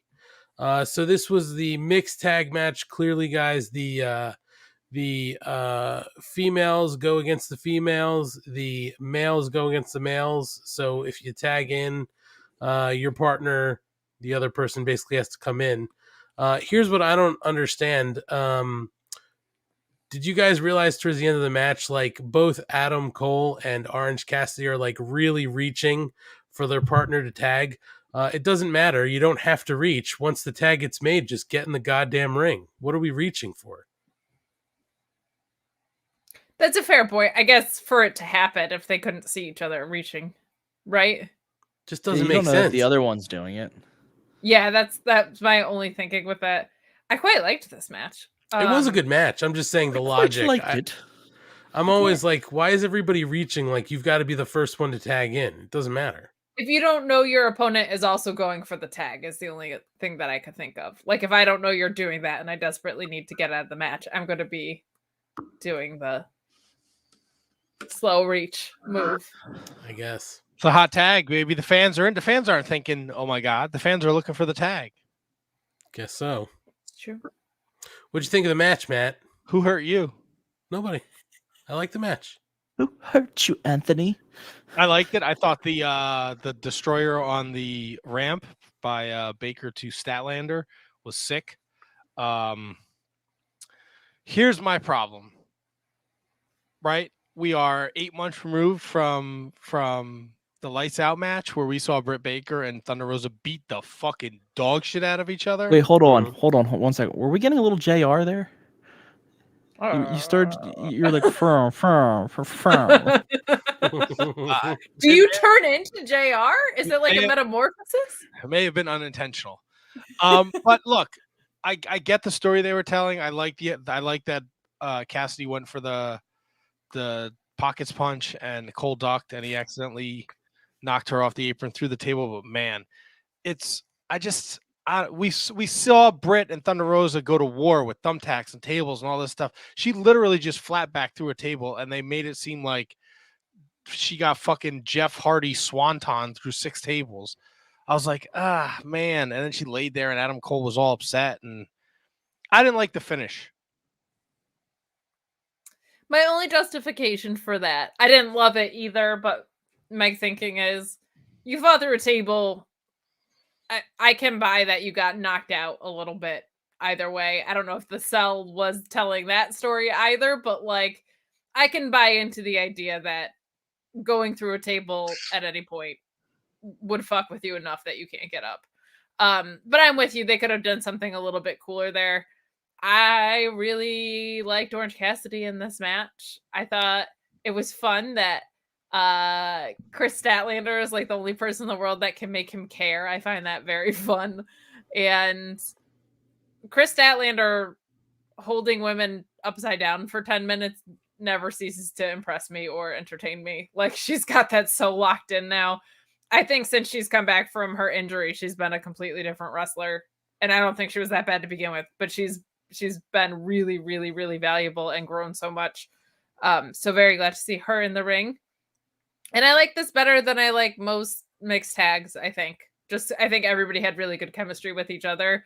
And I'm very much looking forward to what got set up after, if we want to get into that now, because I think that's going to bring out a side of Orange Cassidy that the gentleman above me will, and fans like him will desperately want to and need to see. I think it's going to be a very different type of showcase for our friend Mr. Pockets, the OC.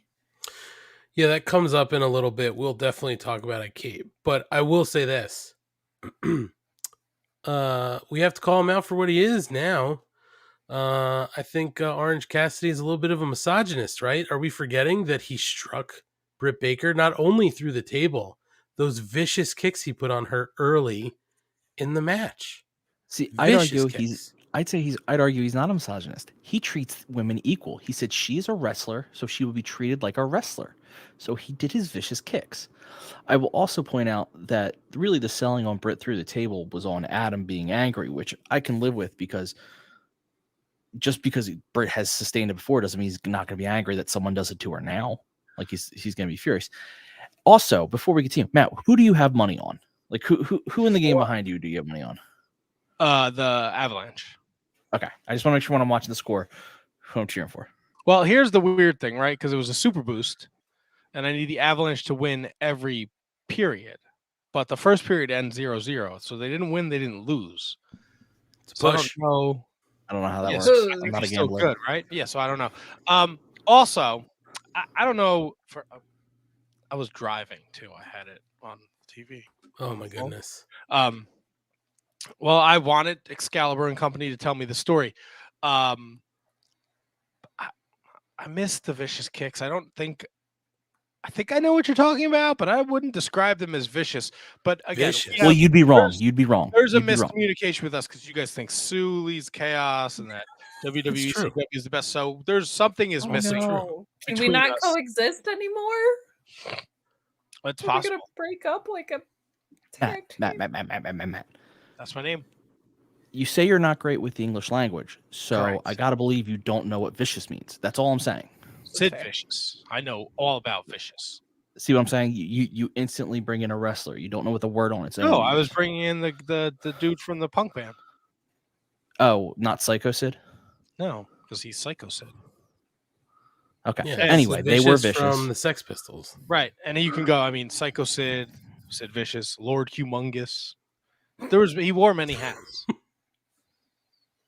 I mean, I it didn't was know that pretty last one. devastating when he laid those kicks in on Sting, if you recall. No. He's not kicking. He's just picking his foot up. Those are What is wrong with vicious. people? And Can you it kick someone and not pick your foot up? I don't know. Yeah, you it know won't what? really work though. I'm gonna try it Sunday. I'm gonna kick the shit out of both of your thin shins. Your thins. I'm gonna Your kick those thins right through. Okay, the- Dusty. I could be having a stroke. I don't even fucking know.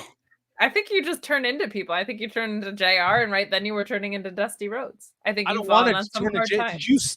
Did you see his Instagram? He fucking fell on his Tear right face. now. Yes.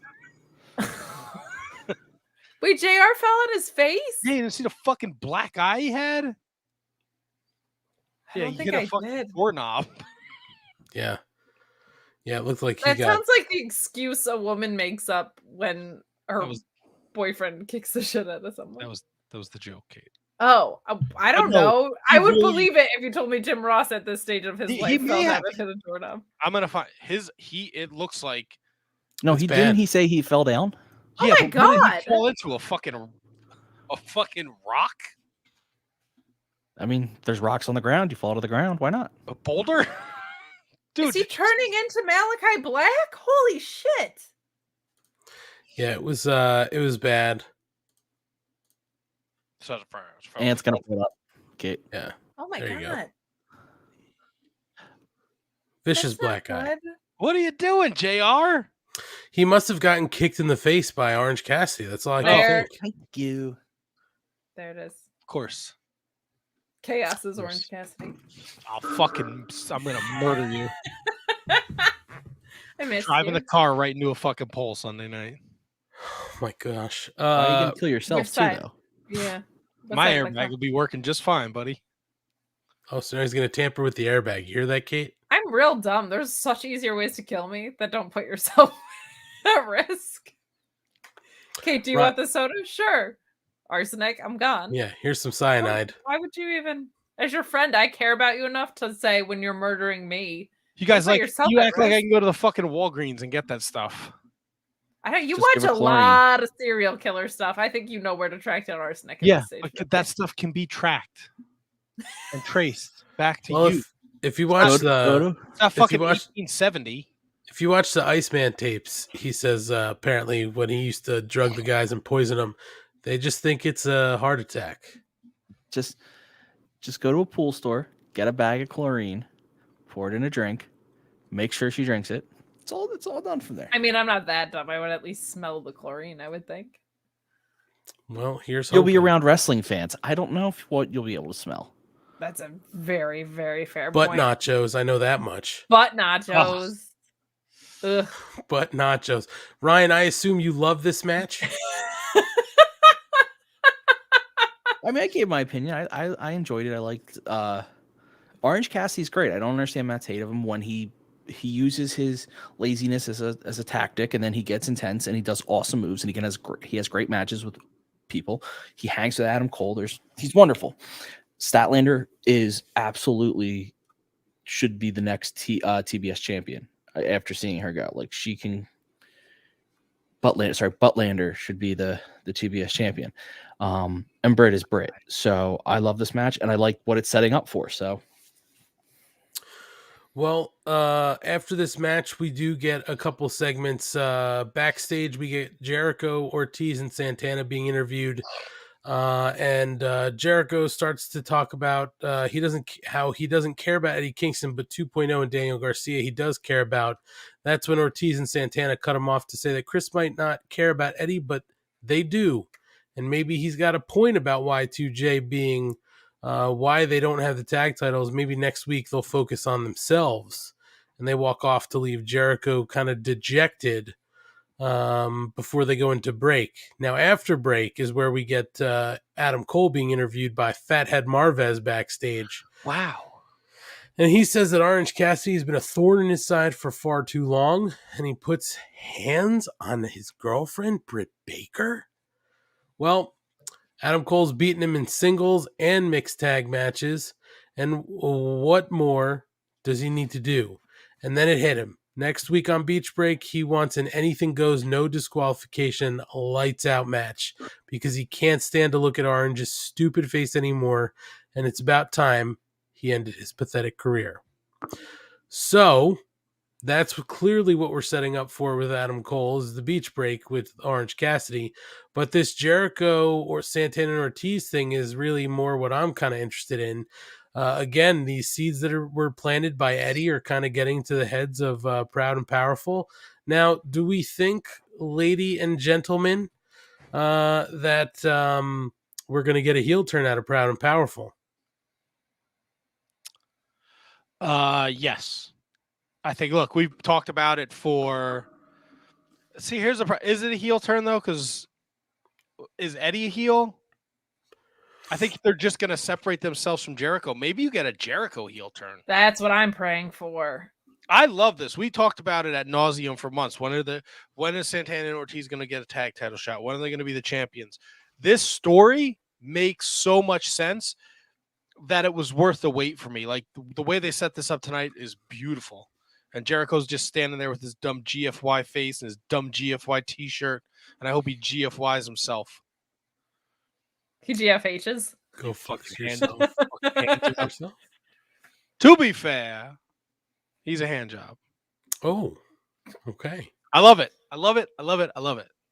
And the Adam Cole thing, Matt, you like the match they're setting up, or you don't care? I don't care. Matt doesn't care. Look, with all due respect to AEW, Matt's Orange Cassidying this. He just doesn't care. No, with all due respect to AEW, we've seen one lights out match. They're kind of all, but they're all good. So yeah, but it's just I don't know. I was hoping they were gonna do like a lights on match, barbed wire match, Texas death match, lights go on. There's a match. Strap match. My one beef those, with the lights out match is we were at one of those events where they did a lights out match. We were at one of those events where they did a lights out match and they didn't even dim the lights. They just kind of like flickered them, and then they were like, "Here's the match." I'm with Rob Humphrey. No, Bring no, back the scaffold absolutely match. not. They were awful. You had 4 guys wrestling with all of them afraid to fall. You don't need 4. You just need one-on-one. You know, 2 guys wrestling who are afraid to fall. Just make it wide enough. They'll be fine. Yeah. No. What could possibly go wrong when you're 12 feet above a ring? Yeah, like it's not like some manager ever busted both his knees falling off a scaffold or anything. Yeah. Yeah, nobody's never fallen to happened. their death ever in general in wrestling that I can true. think of. It's never It's happened. not like an Goes on a ECW wrestler tried to kill a guy off a scaffold once. I don't know. What That never ECW happened in is that? WWECW. Yeah, what are you talking about? It was on the They're also lesser. well regulated. Actually, wasn't It was in also- ECW. It was in XPW. yeah. And some say he didn't purposely try and kill himself. Some people think it was a work because He admitted it. he admitted it because that's what New Jack is. He's a carny and he sells shit, so people would buy his shoot interviews. Correction. If you watch, Correction. New Jack was a carny. if you watch when he throws him off, there's like hesitation by both of them where he doesn't throw him full, and you see Vic Grimes push off with his legs. Didn't I kill New Jack? Didn't he die on my birthday? I think I It's killed always New Jack. about That makes me a tough son of a bitch, first of all. Rob Humphrey bringing up or a good old fashioned Cleveland beach fight, as we're prone to have. You don't want that. Lord knows what you'll find on a Cleveland beach. You're gonna find Johnny Gargano. Yeah. Actually, that's a question I have, but we'll go. I'm gonna give my thoughts because I was talking about these promos. I felt like Jericho did not do great in this promo, but I do like the story. It did feel like he undid everything cool that Eddie did last week a little bit. I'm hoping we get back to a heel Jericho. I think we desperately need it. And I think you don't even have to change his gimmick that much. I think you can just have him be really unaware of his dad rock status at this point. So that's my hope. I would also love to see if we're going to get a trios division, Proud and Powerful and Eddie win titles. That would be fun. But I am excited for an official disbanding of the Inner Circle. It's well overdue. And the Adam Cole Orange Cassidy thing definitely intrigues me. I'm wondering if we're also going to get, just because, if we'll get anything between Britt Baker and Thunder Rosa with this. Because they've had the only other lights out match. Just was kicking around in the old noggin. Like if there'll be a spot where Rosa comes out and attacks Britt with tax or something. I don't know. But even when I didn't know what a lights out match was, because I was like, is this just a hardcore match where they turn out the lights first? And Matt was like, yeah, basically. So always sounds like a bigger deal than I think it ended up being. Matt desperately needs some like Depp hair gel. I just wish they would turn the actual lights off and then turn them back on. Like, don't just dim I'm sick the of it. lights. I'm They sick did of it a it. bunch in Newark, and we all were upset about it. Yeah, I'm over it. He means for the match. He means like actually turn them off before the match. I don't and need turn them back Let's on. have a hardcore match. All right, What's with the lights? couple things here. Schlong, you loved all of this, right? Yeah, always. One, why does Matt hate trios titles? I don't. I'm just tired of hearing Kate talking about Oh, fucking it was LAX Amber. winning the titles. Well, All right, well, too bad. You're going to hear about it until it happens. Exactly. We hear about it every week, 1,000 times. Yeah, get over it. I'm over it. I just want the people to play. Oh, along. I hate Marco Stunt. Here's some brand new information. Fuck off. You're going to hear Wow. about Eddie Kingston and how great he is all the time. hate firing from the hip. There we go. Took care of that problem. That was good. Go ahead, Schlong.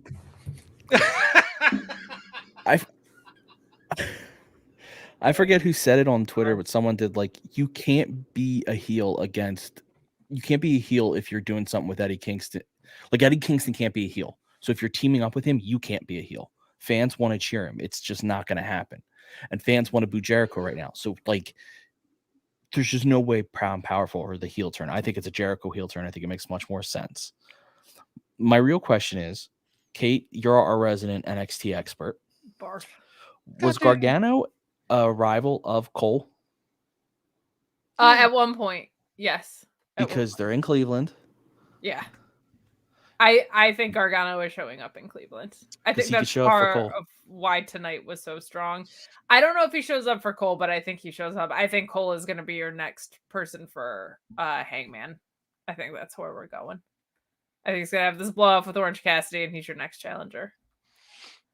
So, okay, I just wanted to know. And But the they thing did, about they did have a rivalry at one point.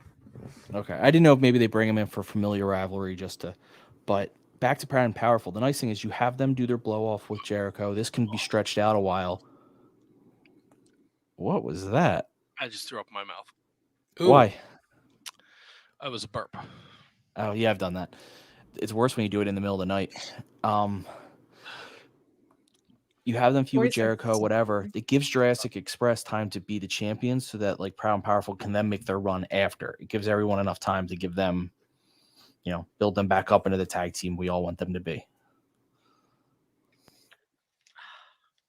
Well, it does. I mean, I get what you're saying, right? I mean, listen, I think that clearly we're breaking up, kind of the inner circle. Proud and Powerful are going to be the first ones to go, and then everybody's just going to kind of go their own way.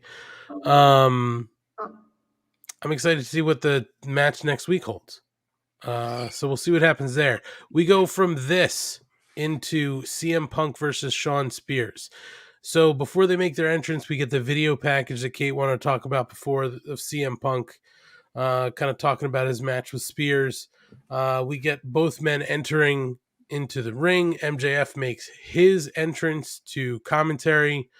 Bell rings, Punk in, fireman's carry. CM Punk wins with the go to sleep right away. And then post-match, MJF tries to blindside Punk, but Punk gets MJF by the scarf, and MJF manages to get away clean. So we're still not really going at each other just yet, but it'll be interesting to see who MJF maybe throws at CM Punk, because they're definitely not going at each other just yet. John Cena. Kate. John Cena. John Cena says he's never watched AEW. I can't see that happening. Oh my God. Kate, you wanted to talk about CM Punk and the video package before, so let's go to you first. I just like that he said the thing about you could have not been a piece of shit and just fought me in all of these places, but now you might end up having to fight me in Chicago, which is the number one place that you don't want to fight CM Punk. Kind of made me think MJF is going to go over in Chicago. But I just appreciated that. Like, Chicago's been such a big deal, right? With his return. And I like it when wrestlers play to the home field advantage a little bit. So I just really liked that line. And I just think this has been a well-executed story. And it feels like something that is going to have the appropriate length, which we don't always see in AEW. It's been a lot of stories that have gone on way too long, especially with stables being involved. And then there's been some that have just gotten hot-shotted so quickly. This has felt like a really good timetable. He's going to chew through the Pinnacle. It could also be CM Punk versus Dax and CM Punk versus Cash. Like, he might just go through all of the Pinnacle. Because Dax is outstanding on his own as well. So yeah, I liked this, and I've liked the way they've built out this story overall, not just because my dearest best friend Phil is in it, but it just has felt like a well-told story in an appropriate amount of time that has been executed cleanly and is going to accomplish more than even just the story. I think this is where we're going to see the Wardlow split. So let's go. All I know is that Kate loves seeing CM Punk on TV more than less. So the more people he's got to face is a good thing. Her wallet must hate it, though, because every time she sees it, she needs to buy new pants because she just explodes out of them. Wow. Explodes. This is why I just don't bother wearing pants when he's on television. It saves me a lot of time and money. You heard it here first. You have to replace your couch. That's right. I stand. Well. Wow, it's like a fucking one of those sprinklers in the front yard that just goes off. It's fucking nice. I actually for no reason. I put the show on my phone and I run into my front yard. It's very efficient. I'm very eco-friendly. Sounds terrible on a cold night like tonight. It's not great, but you got to do what you got to do. No, you Just don't. went places. Get it done quick. You work in the truck. I take care of my lawn. Yeah, but I have. Oh man, if only we still had Manscaped as a promo. Oh, that would have been perfect. Matt, did you Yes. hate? Saying this is an interesting first conversation to hear. Yes, it is, but it's the truth. It is the truth. Matt, Go back did you? to the first hour, buddy? Matt, did you hate the fact that this was just like a quick squash, or did you not mind the way the story played out? No, I loved it because to your point earlier from the Friday night promo, Sean Spears is look, he's awesome. We loved it when they pushed him with the glove and Tully, but after that, he's a fucking jobber, man. We saw the dumb shit they did with Dustin where he's running around a fucking T-back, right? That's what they call that, a T-back, right? Look, Yes, he a whale carries around- tail. yeah, he carries around a chair and he helps fucking Wardlow. He's never once done anything remotely that sticks in my brain for MJF where I'm like, oh yeah, remember when MJF skated because of Sean Spears? No, it's always Wardlow. So this is like they built it up like it was something special, but when it ended in like 7 seconds, like a bushwhacker in the Royal Rumble, I was like, makes sense. I'm okay with it. Like a bushwhacker in the Royal Rumble. It's a bigger story. The bigger story is him and MJF. Like the fact that like MJF came out to do commentary and wasn't in the seat for more than like a minute was fantastic. Yeah, agreed. Yeah, after making his grand entrance, music and all. No, I like liked it. Spears is trying to get his attention, and Shivani's like, he's trying to get your attention, and MJF doesn't give a shit. Like, it's just great. I thought it was great. It's a great piece to the story. Schlong, hated it. I hated it. It was the About worst. time. No, I mean, didn't really. I mean, it builds up Wardlow because Wardlow beat the hell out of Punk, and Spears gets knocked out in a minute. It didn't really hurt Spears because he's at that level where, like, you know, he's never going to win a title, but he can do whatever. No one cares. It helps that story because now Spears is probably going to be even bigger dick to Wardlow, and obviously builds the MJF Punk story. So this was ideal for the whole thing of what they're trying to build. Did I think I wanted a longer match? Sure. But now seeing the story they're laying out, I'm really into it. So, well, we'll see what the next chapter holds for CM Punk on his way to MJF. We do get a backstage segment with Ass Dad Billy Gunn confronting Christian Cage. He says that the boys are ranked top 5. It's time they get a little a title shot against Christian's guys. But Cage says Austin and Colton are talented, no doubt. They have their father's genes, but their father could never get it done when the lights were brightest, and they need a statement win to earn a title shot. And that's when the Ass Boys make an attack on Cage. They throw him into the loading dock door, saying that's their statement. And then we move on to Cody Rhodes. So, Schlong, you're the resident Ass Boy lover. In so many ways. That's right. That's why I put it that way. What'd you think of this? So I like that, you know, that they're doing something with them. They're not. Listen, Mark Losper It's just said on in the brand, chat by the way. That's very on brand. that You I like like it. something. Yeah, accept it. Move on. Mark Losper said it in the chat. Danhausen, they owe Danhausen a million thanks because he made this work.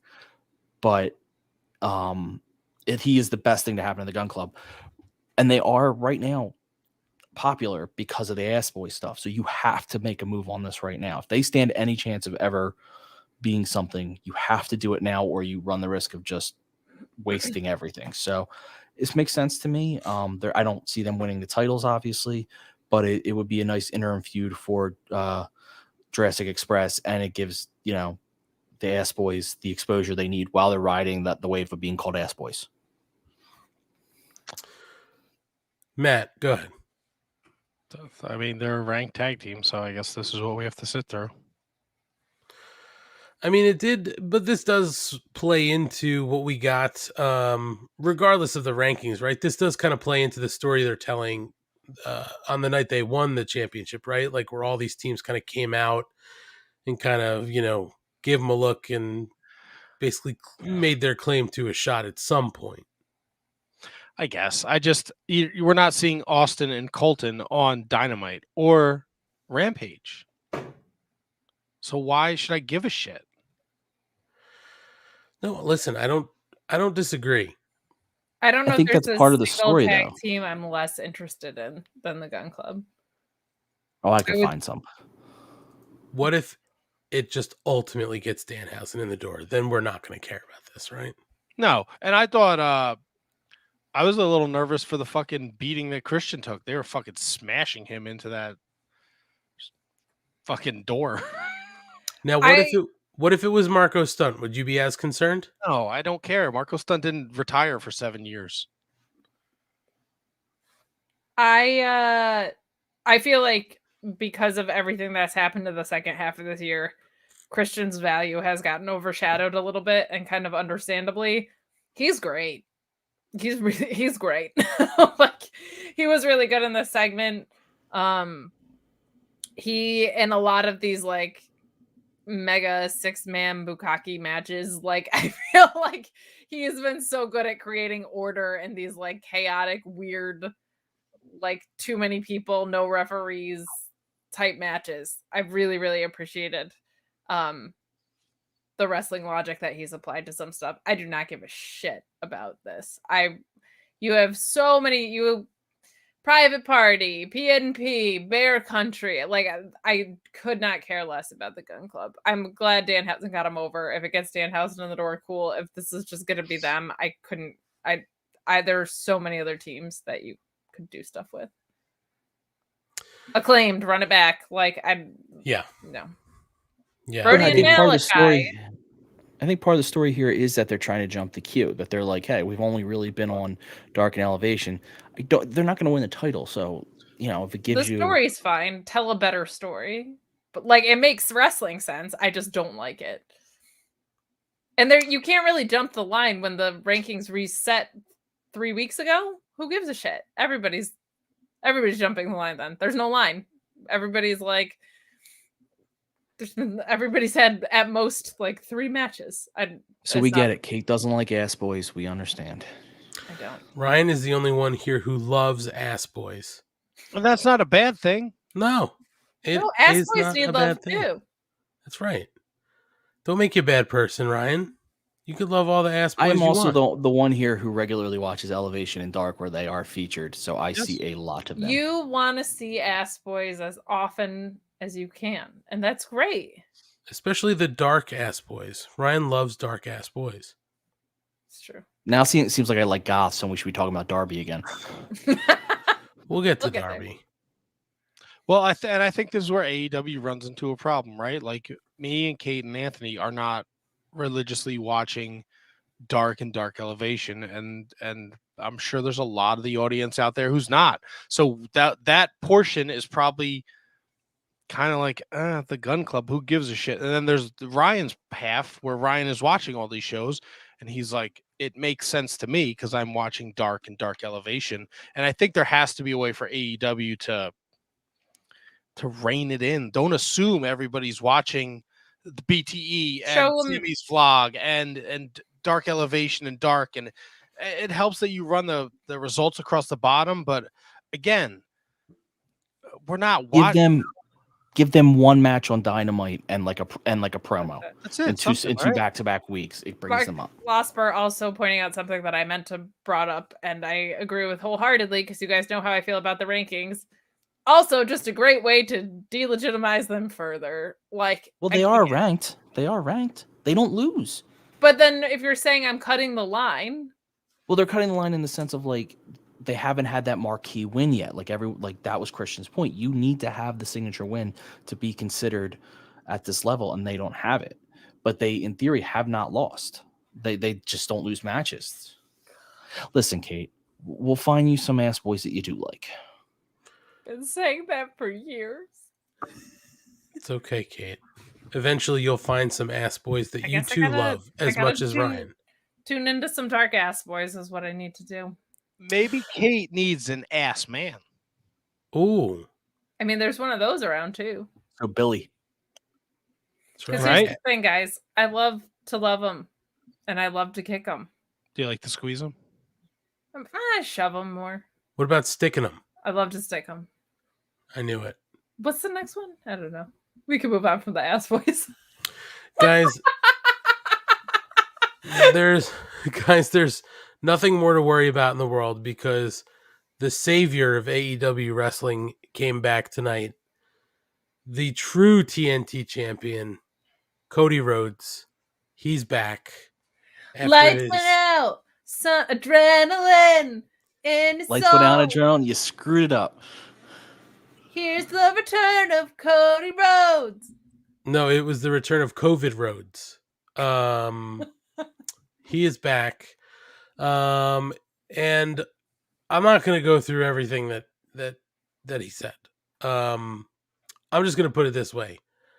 I felt like this was a good promo until we get to the end. And I think it was Asian Joe who said it best in the Discord, was that this was very much like a TK cocaine-induced rambling tweet that just ends in a promo for the next show. Like, I thought there was a lot of nice stuff in here, but the means to the end was just to get to, we're going to have a ladder match for the TNT Championship at Beach Break next week. Like, everything that came before that almost didn't make sense to this. I don't know. I felt like they should have used the first part of this for something else instead of, and now I'm going to have, we're going to have a unified title match at Beach Break. I don't know. I don't know how you guys felt about it. Kate, let's go to you first. I'm kind of with you. I liked the end of it and I really liked the meat of it, but they were disconnected. Like, I liked A and I liked C. There was no B to get us there. I loved him referencing the pipe bomb. No, but I liked him saying, the reason I won't turn heel is all you guys, right? And then referencing the pipe bomb and saying, but I worked all these places and I built the forbidden door, I thought was fucking so good. Like, I love that he said he built the forbidden door. What a victory lap to take. So I thought that was really fun, and I'm excited for Frozen Matt on my screen right now. Yeah. What a frame He's to be frozen in. It's clearly frozen, and I just had to do that, so I'll take him off What for now. a thumbnail. But yeah, I liked everything about this. I liked the content of the promo, and I like that we're getting a ladder match between Sammy and Cody. I think that's going to be great, but there was a disconnect between what was said and how we got there. I completely agree with that, but saying you built the forbidden door and saying you're never going to turn heel, I just thought was very fun. I think we're going to see Cody Rhodes hit a pile driver on Sammy Guevara, and he is going to be a bastard heel. And I also think maybe him referencing the pipe bomb means we're going to get CM Punk and Cody, which would be awesome because they have a pretty storied history as well at said other promotion. So liked it. Didn't feel like it was all necessarily connected, but I liked a lot of what was said in here from COVID Rhodes. Yes. I also did enjoy when he talked about, like, when he got to the end, right? One of my favorite lines was when he was talking about Tony sent Sammy and I a contract in the mail, not the contract I really wanted to get. Yes. I like that. And there were some nice things put in between too, by the way. Matt, what did you think about this? It was fine. At one point, I was standing in my living room and I just looked at the TV and I said, "You're fucking awkward, bud." I don't know. All the shit this past week with him, I just felt like it was just a ploy to get people to fucking tune in to watch his fucking big return because he needs the ego boost when the numbers come out. It was a really long, like, I just drank 6 margaritas and watched the fucking Starcade 95, and now I'm going to just open the StreamYard and rant and rave about nonsensical bullshit for 40 minutes.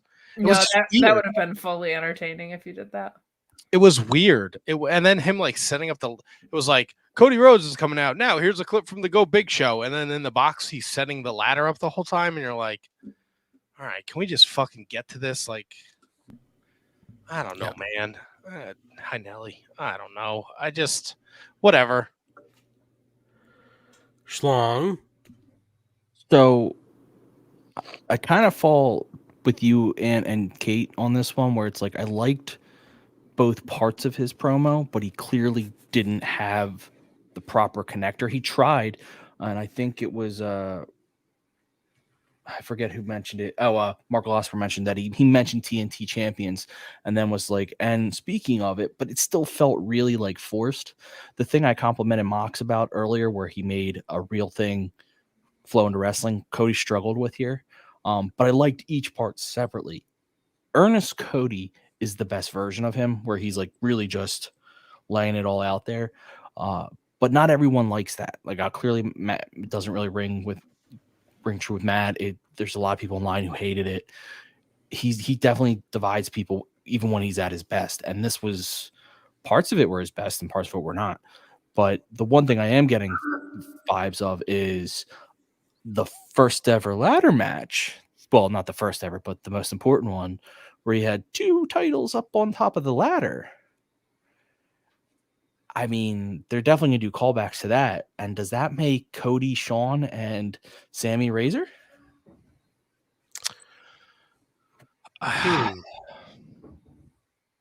Maybe. It seems like Cody took his ball and went home, and that's why we have an interim champion. And I mean, you could play it that way. I don't know. I just feel sometimes he just. You said like sometimes people don't. You like his earnest promo. I felt like so like inside baseball, like catering to the I don't know. I just wasn't into it. I think what I kind of struggle with here sometimes is like this whole promo. There were moments here at the start of it where it's like he's doing that thing where he's like, I'm not going to be a heel, but I'm going to like mention all these heelish things. Like, hey, I'm the guy who built the Forbidden Door. I'm the one who carried these promotions on their back. I'm the guy who kind of went and wrestled everywhere and didn't just talk the talk. I walk the walk. And I'm like, okay, like this is like the stuff that kind of heels say. So let's do it. And then like he blue balls you like constantly, like, but I'm not going to do that. And it's like, just do it, dude. Just fucking do it, because this is perfect. Like, do it.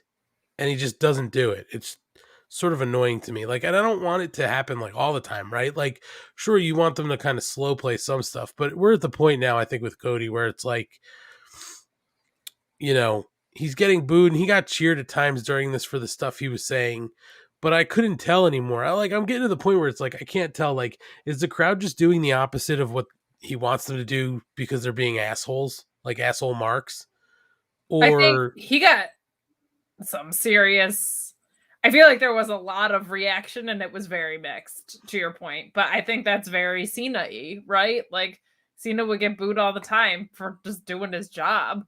That's what I feel like you're supposed to be like, what the fuck is this guy doing? He's saying all this heel shit. Like, I think that's the intention of this whole turn, is exactly what you're like kind of frustrated with. But I do agree it's gone on a very long time. I think this match with Sammy is going to be the thing that it's got to be. I think it has to be, yeah. Sorry, Kate, I didn't mean to cut you off. Are his promos the equivalent of a Dusty finish? That makes sense. A verbal Dusty finish? I'll take it. I never thought about it, but it works. Yeah, he puts you where you want to be, and then he just doesn't finish properly. It's just fucking awkward, bud. They're related. You know that? We know he finished once, at the very least. I will say this. Sorry, Shalom, go ahead.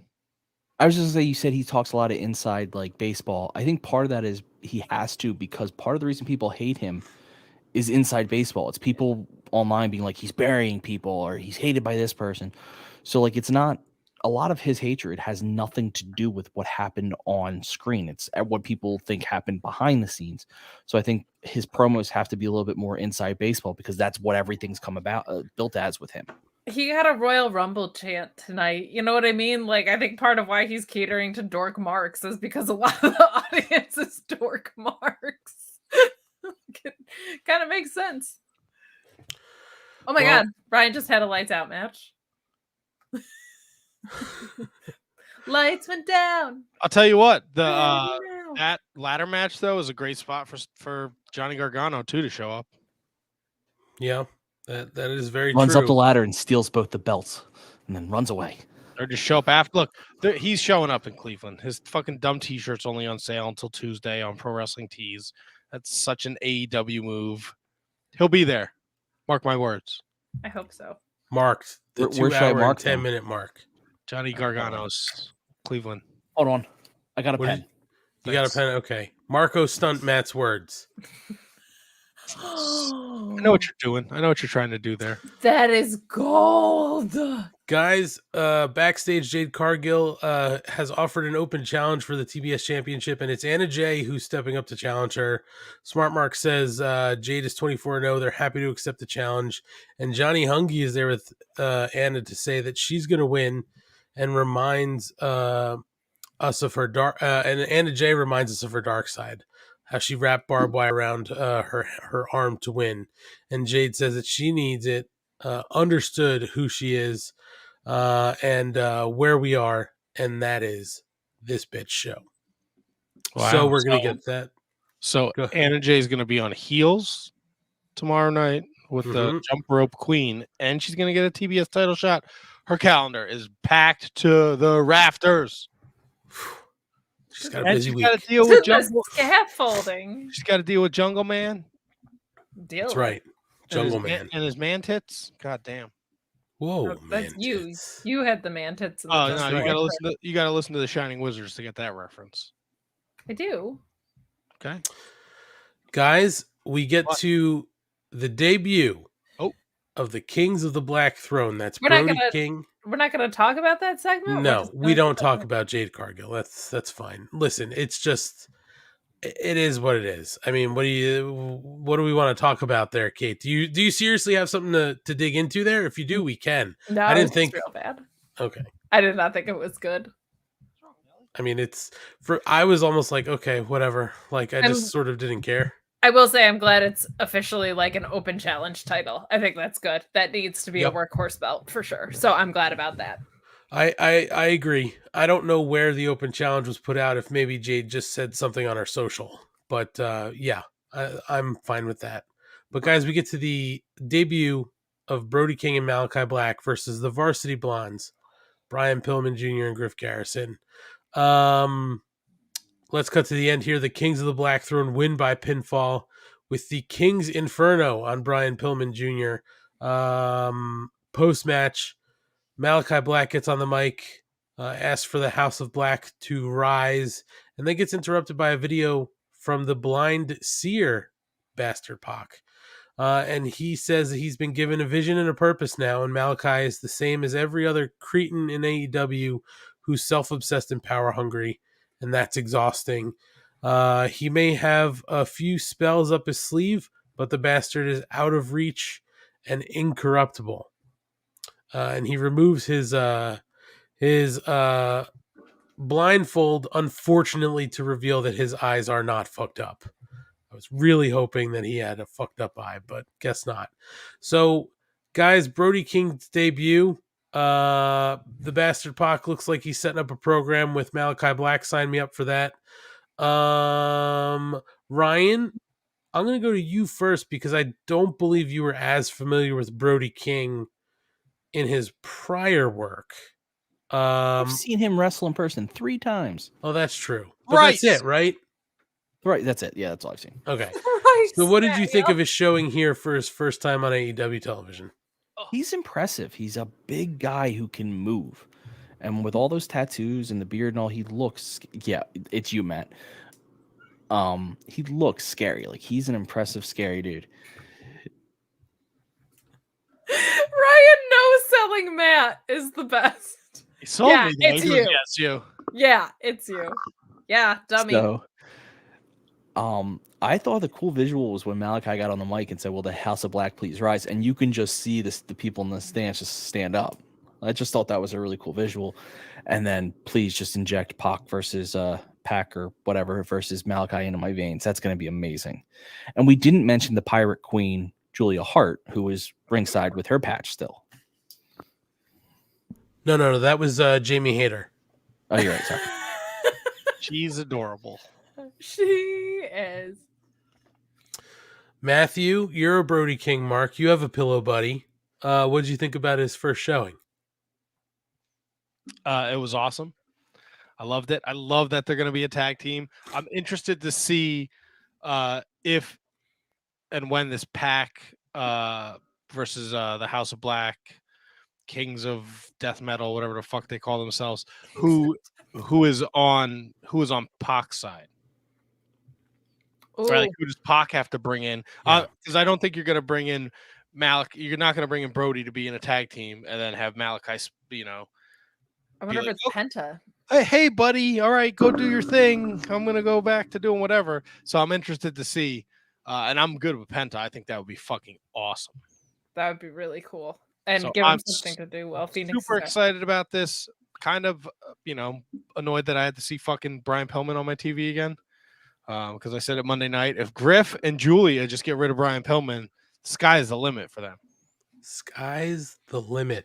Yeah. I did enjoy how Brian Pillman, though, was kind of second guessing his abilities, when he got tagged into the match. I did like how they kind of were playing that up in this match for a little bit, because this did not go on too long.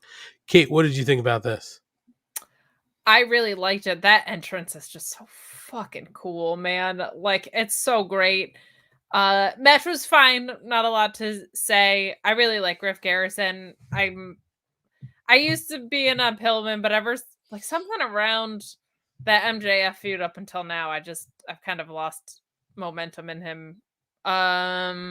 Julia's adorbs, but I like this, and Pac versus Malachi was like a dream match because I think they're just going to kick the ever-living shit out of each other. So give me that. And if it's going to be a tag match, I think Penta would be an awesome alternative. I just don't know if I've seen such a perfect unfolding of a character entering a company as Malachi Black. Like, what a perfect, from the moment that guy has debuted up until now, has been just about perfect. Like, so interesting, so well executed, so involved in who he is. Bud Matthews could be Pac's partner. That would be really cool because they have such a history.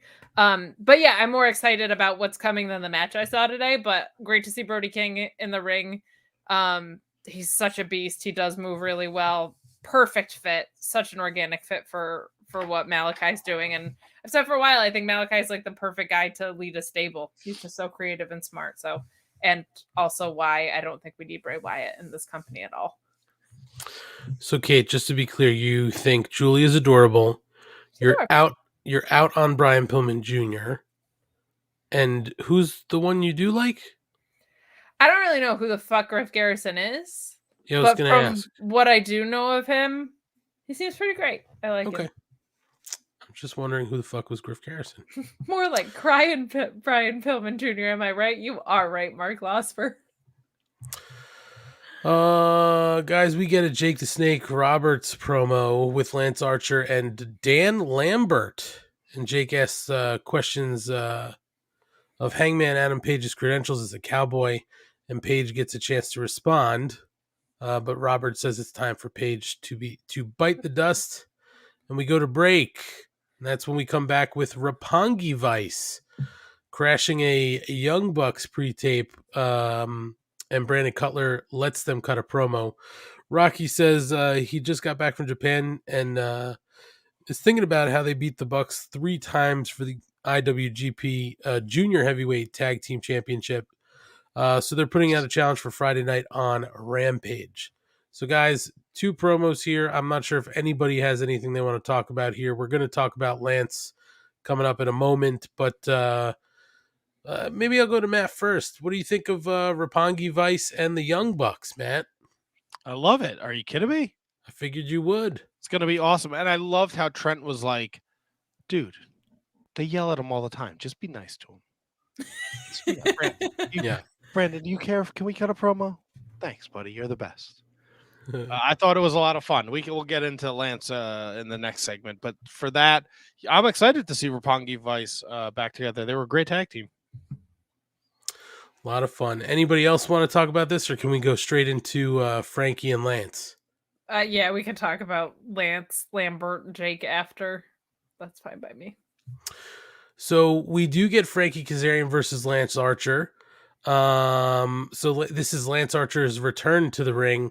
Cutting to the end, Archer does wind up winning by pinfall with the blackout. Post-match, Dan Lambert gets interviewed and says, you don't need to understand the connection with Lance Archer, and criticizes Adam Page's childhood, telling him he's not mentally or physically prepared for this monster. And that's when Lance takes the mic and says, enough of the cowboy bullshit. He's going to show us what he's going to do. And that's when he throws a chair to the stage, and then Frankie out after it. And he's going to choke slam Frankie onto that chair, but Hangman interrupts. They start to throw forearms at each other. Lance knocks Hangman down and grabs the chair, but Page clocks him in the face with a boot. Buckshot countered, but Adam throws rolling elbow, and that winds up connecting. So they start kind of, tussling. Dan Lambert winds up holding Archer back at one point, and that's when things kind of cool off. So, guys, Lance Archer made his return to the ring. I thought he looked pretty good. A good guy to put him in the ring with, in my opinion.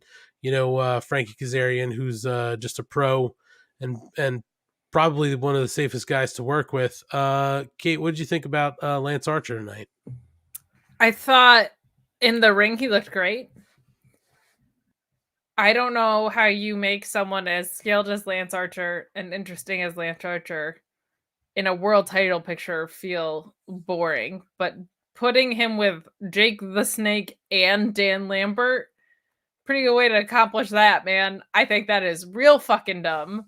I hate that. I don't know why someone has two managers.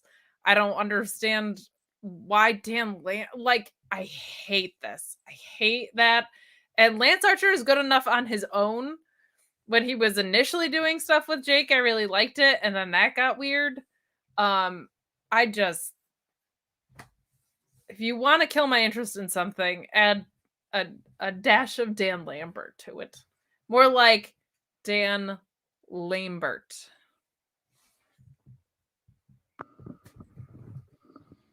Thanks for the pun. You're welcome. You can always count on me. I was super excited last week when I saw Archer returned, and it seemed like he was going to be the first guy to go after Page after the Daniel Bryan stuff, Bryan Danielson, whatever the fuck you want to call him. I am with Kate. I hate this Dan Lambert associate. I just I don't understand it. The match was fine. Frankie, look, it was his first match back since he got concussed in the Eliminator. I felt like it went a little long. That was just me. He looks great. I don't understand the pairing with Lambert and Jake. It just it doesn't make any sense to me. Can we agree Dan Lambert can leave anytime he would like at this point? Because I just I'm with both of you, and then Ryan, we'll get your thoughts here too. But I just want to agree. I'm with everybody so far. If Ryan says he fucking likes this Dan Lambert, Jake Roberts, Lance Archer thing, I'm leaving. All right, I'm just putting that out there. Well, I just want to say I don't understand the Dan Lambert thing only because what was going on with Jake before he got hurt, where Jake was sort of the mouthpiece and then losing control of Lance a little bit, not really being able to kind of wrangle him. I like that. And Jake is a good talker who doesn't need somebody to talk for, him or Lance. So this Dan Lambert thing just seems like out of fucking left field to me. With Jake Hager, who can't talk. Jake Hager. MMA guy. It makes sense. I hate it. I just hate it. Schlong, this is your test. You love it. I want to say I love it just to see what Matt does. He'll leave. He's walked out on shows before. My favorite thing on the show. The sad part is I don't love this. Jake works with Lance because Jake is a creepy. First of all, Jake's a legend. He's one of the best talkers of all time. But it's also his style is very creepy, very menacing, and that fits Lance perfectly. So even if you took out Jake and put Lambert in his place, Lambert doesn't fit Lance. Like, it's not the same style. Lance isn't Mr. being mad at millennials. Lance is like, I'm going to hurt you just for the sake of hurting you. I would rather Lambert just disappear and go away. He's not needed at all. But I'm on with Kate's point. If you must have him in this company, give him to, there's plenty of wrestlers who can't talk. Give him to one of them. I like Mark Rossberg's idea of put Lambert with Hager and then send them both out of the company. That's a great Okay. You could do that too. But I'm just saying, like, there's got to be guys here who are like, man, they can't talk, but they can wrestle.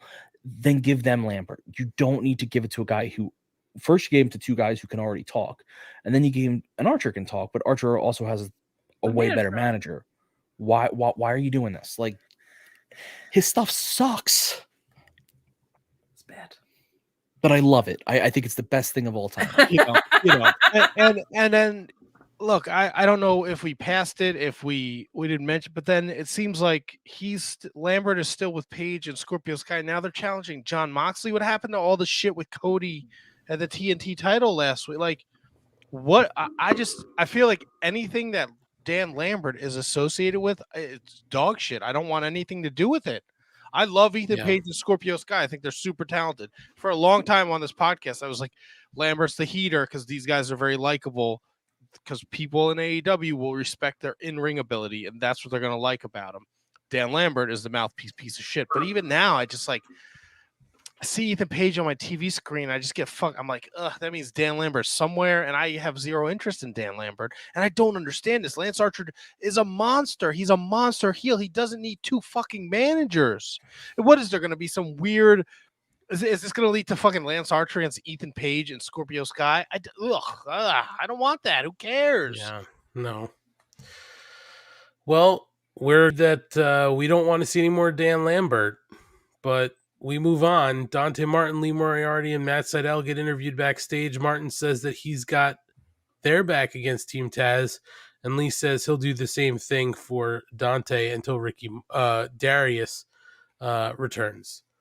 Ricky Starks and Will Hobbs get a counter promo here, and Starks says that Dante has a baby brother complex and thinks that everybody's his friend, but he's going to find out pretty soon that he's all alone. And Hobbs tells him to watch all sides because Team Taz are assassins. We go to break and come back. Chris Statlander. Where's Leo Rush? I don't know. Terminus. No, GCW. And Maybe New GCW. Japan, but Yeah. like, he hasn't been on AEW TV in weeks. Very weird. Since the Big Swole thing. Yeah, that's like, I'm a little concerned.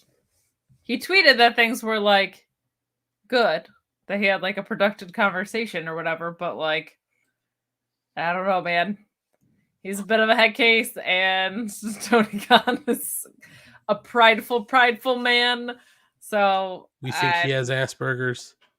I'm hoping that this is just very bad timing, where like he wasn't scheduled to not be here anyway because he had commitments to New Japan and all this, and then obviously the Swole thing was never planned. I'm just hoping it's very bad timing.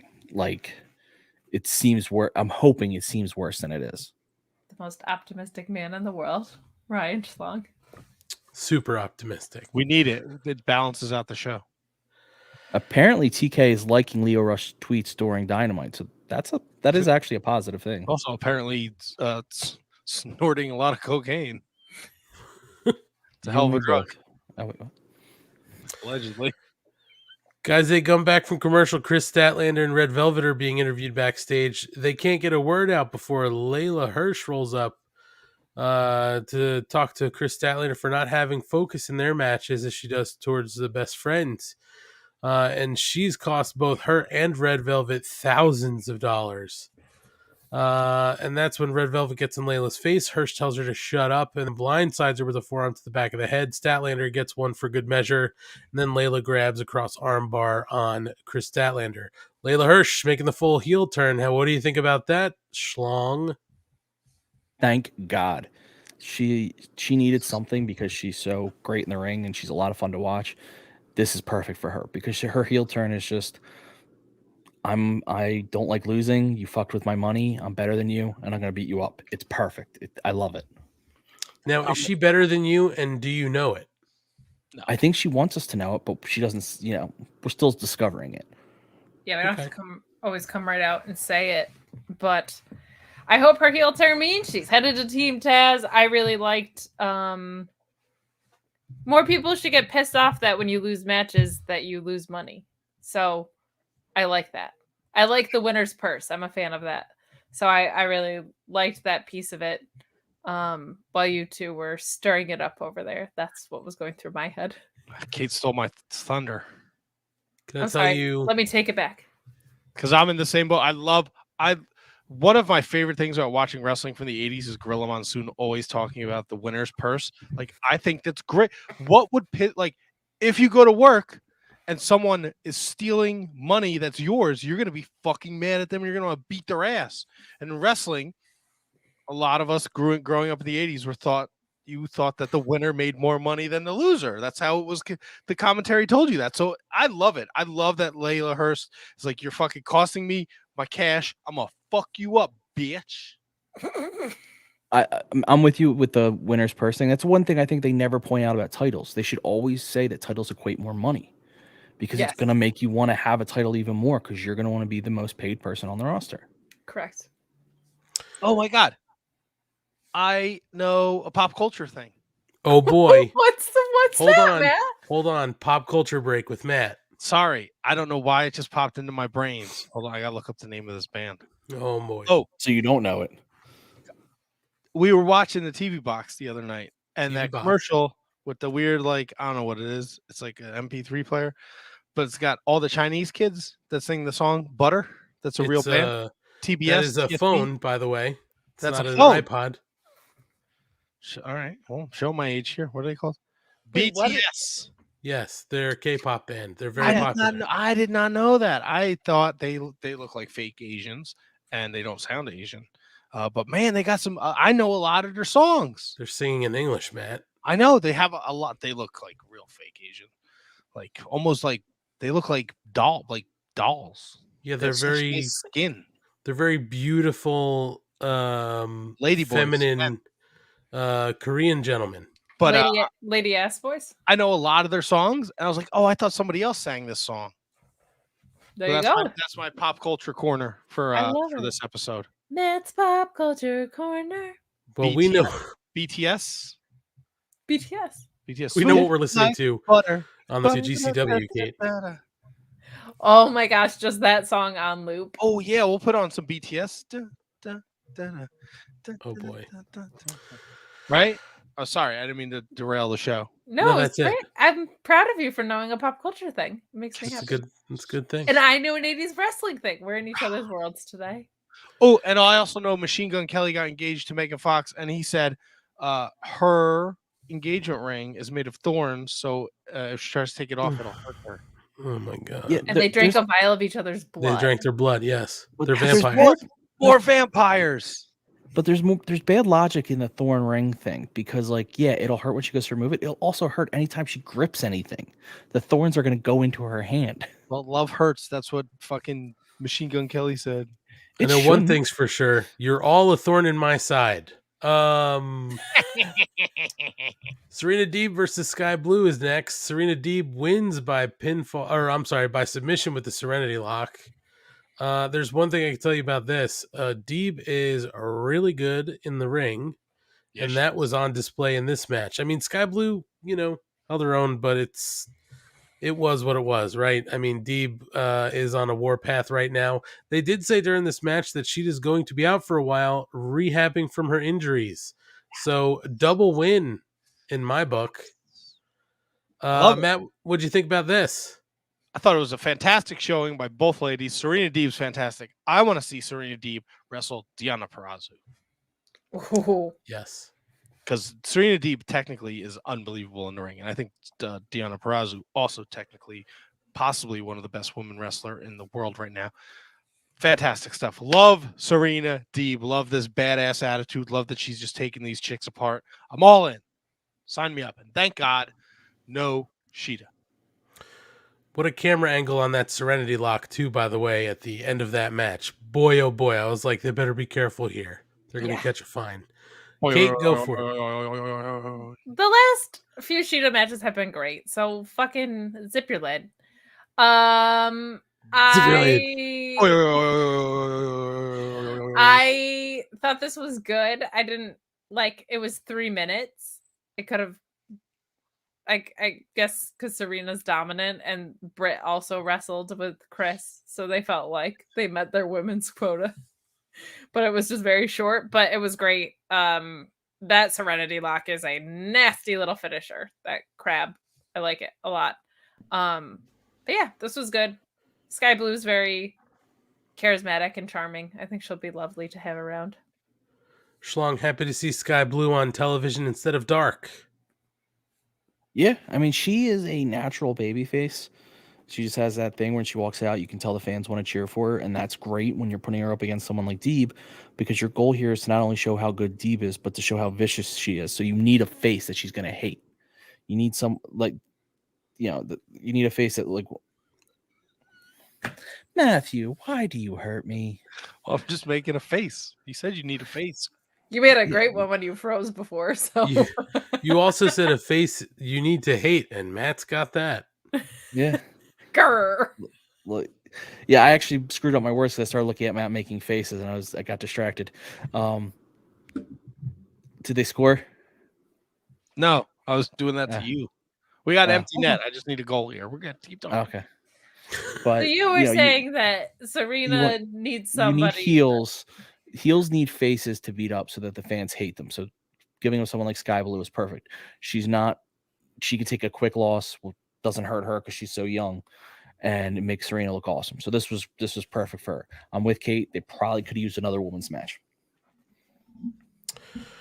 So after this, we have another Dan Lambert promo, guys. He's with the Men of the Year, and Ethan Page calls out Moxley, saying he's up to the task of taking him on, and you can stop looking for an opponent for him. Ethan Page has wins over Jericho and the Inner Circle. He's pinned Darby Allin, and if you want a marquee match for Rampage, look no further. So we're going to get Mox and Ethan Page on Friday night. We also, guys, get a hype reel for Hook. So if you're going to watch one thing during Dynamite tonight, make sure you watch the hype reel. That's the most important thing to catch. And then, guys, we get an update on the Hardy family office. The entire HFO is standing there, even poor Andy Williams, who is putting on a brave face after Every Time I Die has called it quits after like 20 years. What a shame. But Matt Hardy says that he has sold off 51% of the Hardy family office to Andrade, who will be the president of a new combined unit called the AHFO. But Matt Hardy is going to hold 3 seats on the board, one for him and one for each of Private Party. So they still hold a controlling share over the board. So interesting turn of events here. Guys, the HFO is now expanded to include Andrade. I do not like this. I would rather see Andrade do something on his own. Don't know how you guys feel. I like it because I think Andrade is going to blow it up. And I think of course. that's long overdue. And I think there's some people in said family that Andrade could have some great matches with, so I'm not mad about that. Not my favorite way of getting there, but I think if it breaks up this faction and puts Andrade on my TV more, that could be really good. So I hope this isn't really the reason that Every Time I Die broke up. I don't think it is. What a shame. That was they put out a fucking great album last year, and now they're dead. They did. Yeah. Well, it's the bitches that'll get you. Joe Pesci said that. Thanks, Joe Pesci. Go ahead, Matt. I'm sorry. Go ahead. I think I don't like this on paper, but I think this leads to a Hardy Boys reunion, and I think that'll be fun. And then you can get like Hardy Boys against Private Party, because I think, to Kate's point, Andrade is going to blow this up, and then you'll separate Private Party from Matt Hardy, and you can get Private Party against the Hardy Boys. You could do like a whole Hardy Boys thing where they wrestle everyone that was in the Hardy family office. Butcher and the Blade, Private Party, Private Party versus the Hardy Boys interests me. Like The that. Hardy Private Party. A Hardy Party. But yeah, so I mean, I'm not really like, I was like, yeah, Andrade owns half of this nonsensical bullshit. But I think there's a means to an end here, and I think it's the Hardy Boys reunion, so I'm in for that. Anything to add, Schlong? We can move on. Then let's go to our main event. We have Darby It's Allin. That's right. We have Darby Allin and Stang versus the Acclaimed. Scissor Xerxes. And before the match even starts, the Acclaimed take out Darby Allin with a steel chair around the neck. They lead him off. My favorite part of watching that was Mrs. Money sarcastically going, "Oh my God, do you think he's really hurt?" And I was just like, totally. Darby's absolutely hurt because the medical staff let him walk off on his own with a neck injury that they were not stabilizing. So yes, he was seriously injured. So Sting decides to go at it on his own. And then eventually Darby does make a return with a dive, basically through the crowd. And then as we kind of get through the end of this match, Darby Allin and Sting win by pinfall with a coffin drop from Allin on Anthony Bowens. And we end the night with Darby Allin and Sting celebrating the victory. Commentary hypes up Beach Break. And that's the end of the show. We'll run through the card in a minute here. But Schlong, what'd you think of the main event? So I liked the match itself. Watching Sting do all the crazy shit he's still willing to do is awesome for me because he's one of my favorites of all time. I do not like the outcome. I'm going to be honest. Sting and Darby, I don't want them to have the titles, the tag titles. So having them beat established teams bothers me. Like I want the Acclaimed to be. No, I don't think the Acclaimed are anywhere close to taking those titles, but I want the Acclaimed to be up there. I don't like that Darby and Sting seem like the most unbeatable tag team because what is the end game? I don't want them having the titles as much as I love Sting. It's not really the best use of him. I would rather through some shenanigans that they lose. I like that they make Sting look like such a badass. I have nothing against that. I just feel like you can get to a better conclusion only because I'd rather the Acclaimed get the boost from this win. Oh, I'll just jump in and say I disagree because I think Darby needs some wins and high-profile spots in the main event of Dynamite is a good enough one for me since he lost to Punk and MJF. I felt like he was losing some steam, so I like this, and I also don't have a problem with Darby and Sting versus Jurassic Express. I think there's parts of that that could actually get fun. I also am not convinced that's where it's going. I wish we would get Darby and Bowens in a singles match because I think that would be fucking so good. But I was just glad to see Darby Avant-Garde back because Matt hates his video packages and it makes me laugh. But match itself was fine. Sting is a maniac. Darby's an even bigger maniac, and this was a fun way to top off what I felt like was a really strong episode. But yeah, I don't know if there's much of a story with the Acclaimed. I also thought that Caster's rap, this was one of his better ones. I really liked the gory self-mutilation and the Starcade references. That was a good one. That was a better one. I also enjoyed, by the way, as they were taking out Darby with the chair around his neck, Bowens goes, "Welcome to the Black Parade, bitch." Yes! Oh my gosh, I forgot about that line. That was so great. I'm with Ryan on this. I don't like Sting and Darby. They beat FTR. They beat the Gun Club. They beat the Acclaimed. They're just mowing down tag teams. I get why Sting is in a tag team because he's like 65 years old. But I also think, like, aren't you there to kind of give these kids the rub? Like, you're going to tell us that the Acclaimed is the number one ranked tag team. Like, why not beat fucking Sting and Darby Allin?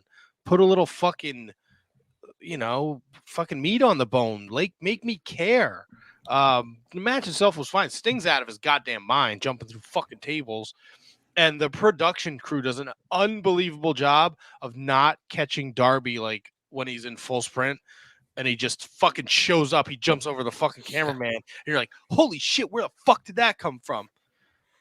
Do you guys think that Sting was just supposed to have some spots and put Darby over, and then when they realized he's still capable and desires doing this shit, they started putting him like in a more of a tag team setting? Because that's what it felt like to me.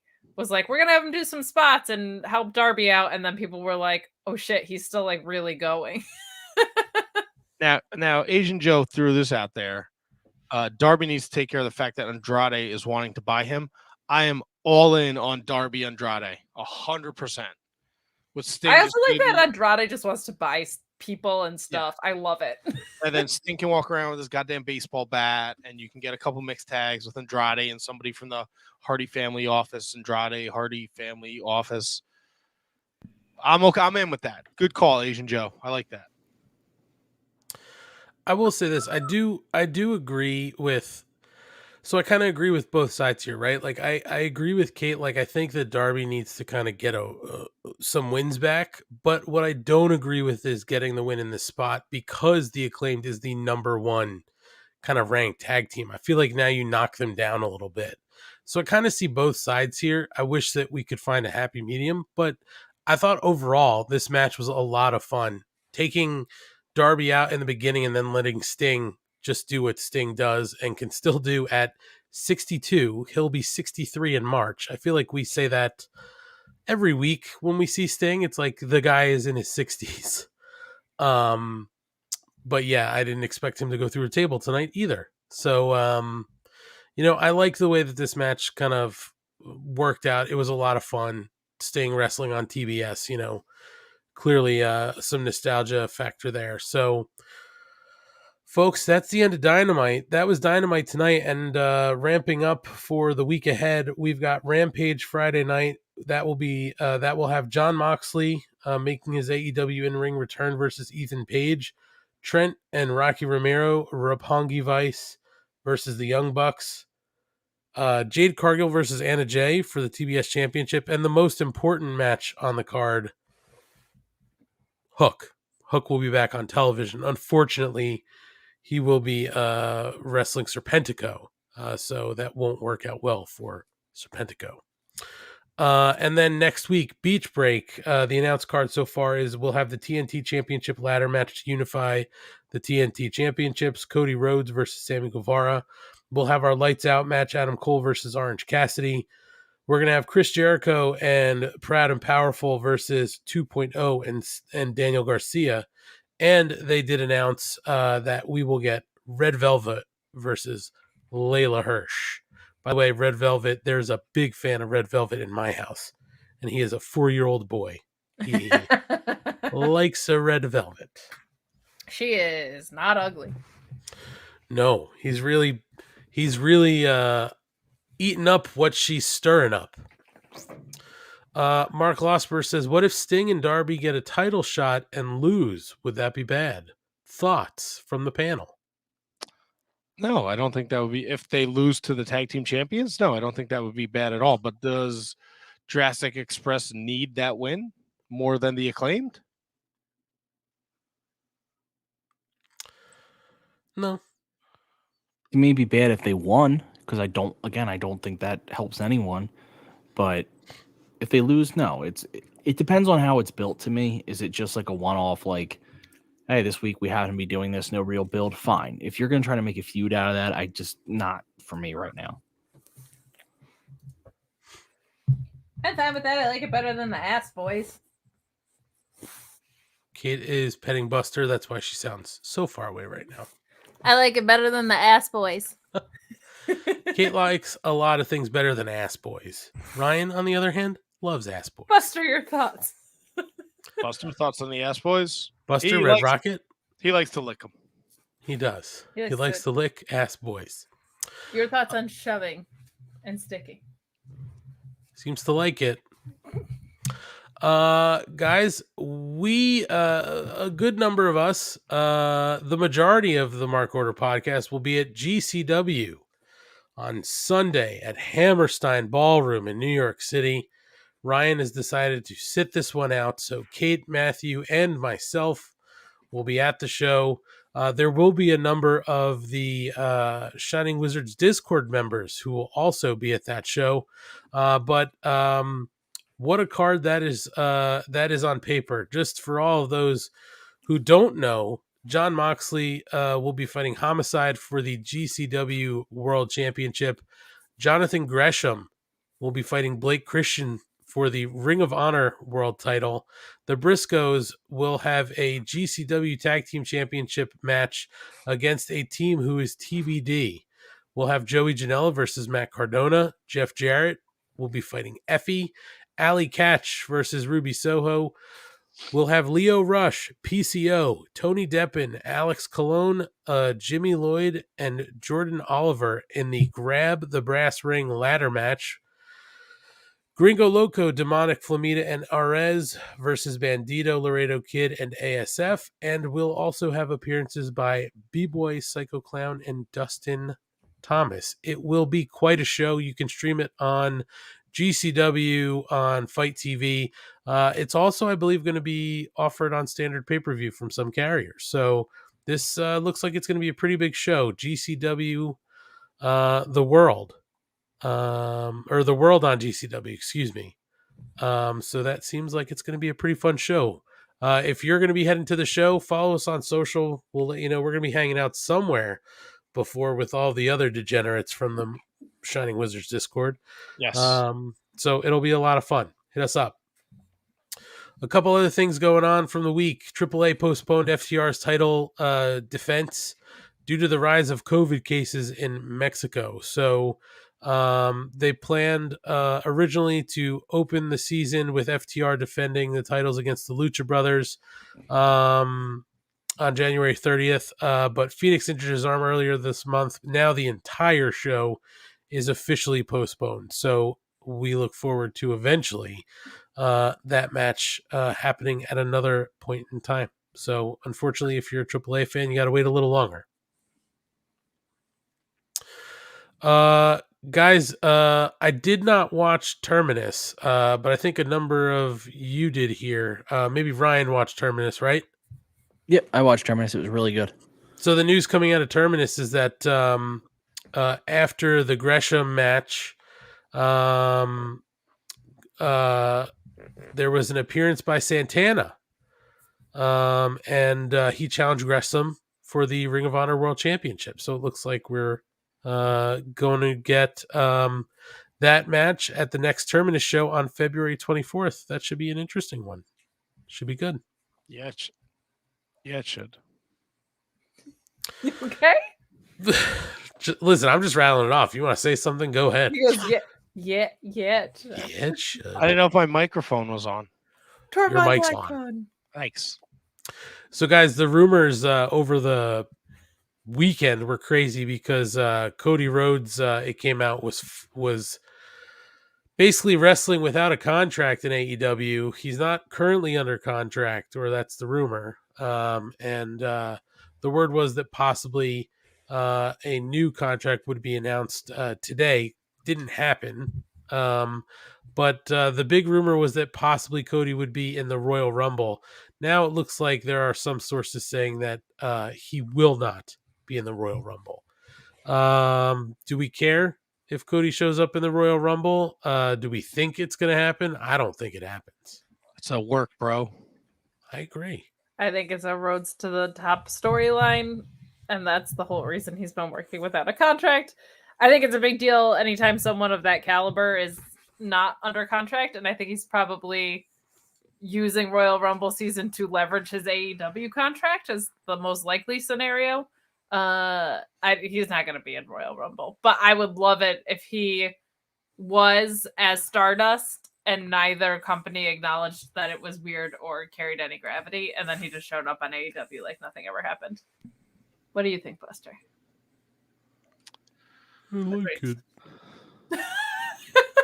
Vince McMahon would never allow No, he never has any fun. somebody to go on their program and then have that person, especially AEW.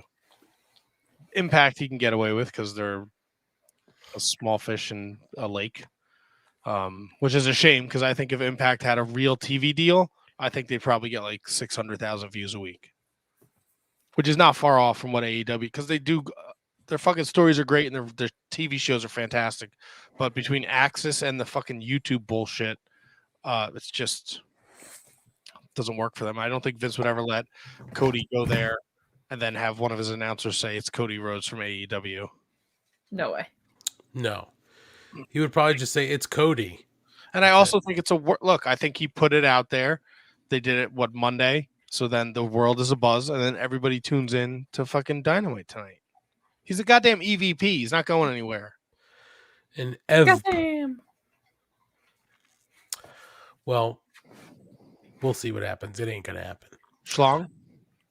No, I agree. I mean, I don't think. He's Okay, going I didn't anywhere. want to move on without you giving your piece.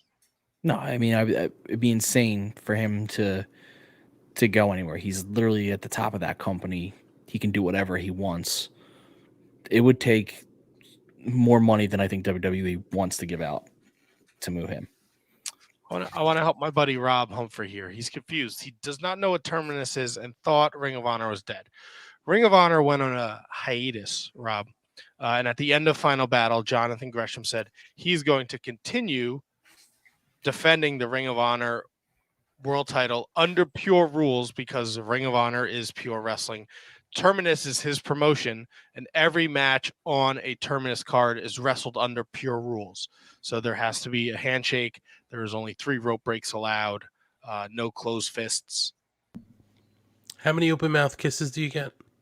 I remember that. In Ring of Honor, Unlimited. It was unlimited, but who knows if they change things up. And now every time he defends that title, he defended on Impact at Hard to Kill. He's defending it at GCW this weekend. He's defending it at Impact again this week against Steve Macklin, which is going to be a fucking awesome match. They're all under pure rules.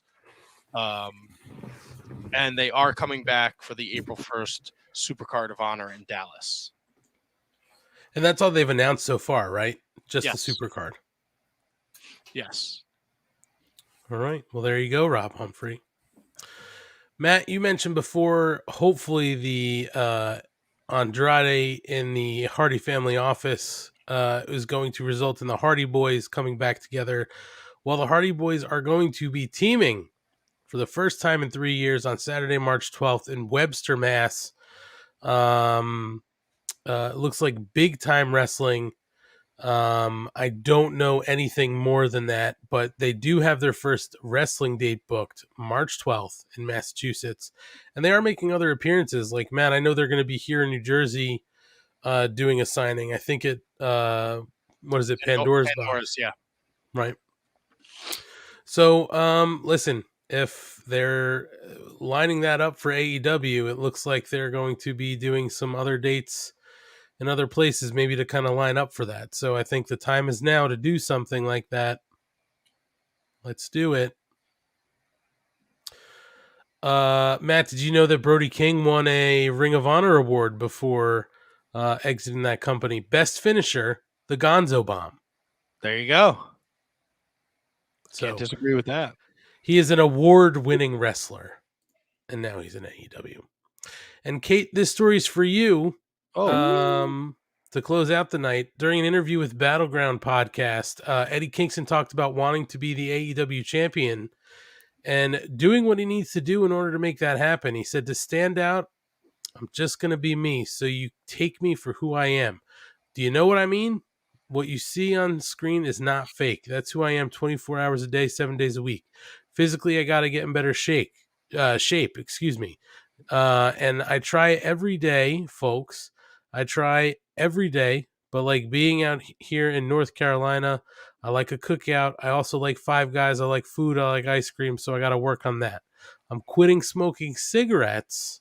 I've smoked cigarettes since I was 15. It's going to be a little rough, but I'm trying, and I'm trying because I want to be world champion. And I also want to be a champion of AEW, and I want to represent the company. I know what I have to do to step up. Now, I bring that to you, Kate, because you're an Eddie Kingston mark. But Matt, the question I'm going to pose specifically to you is, will Eddie Kingston ever be an AEW champion? No. And why is that? Because he doesn't need a title. Oh, I thought you were saying he's a fucking loser.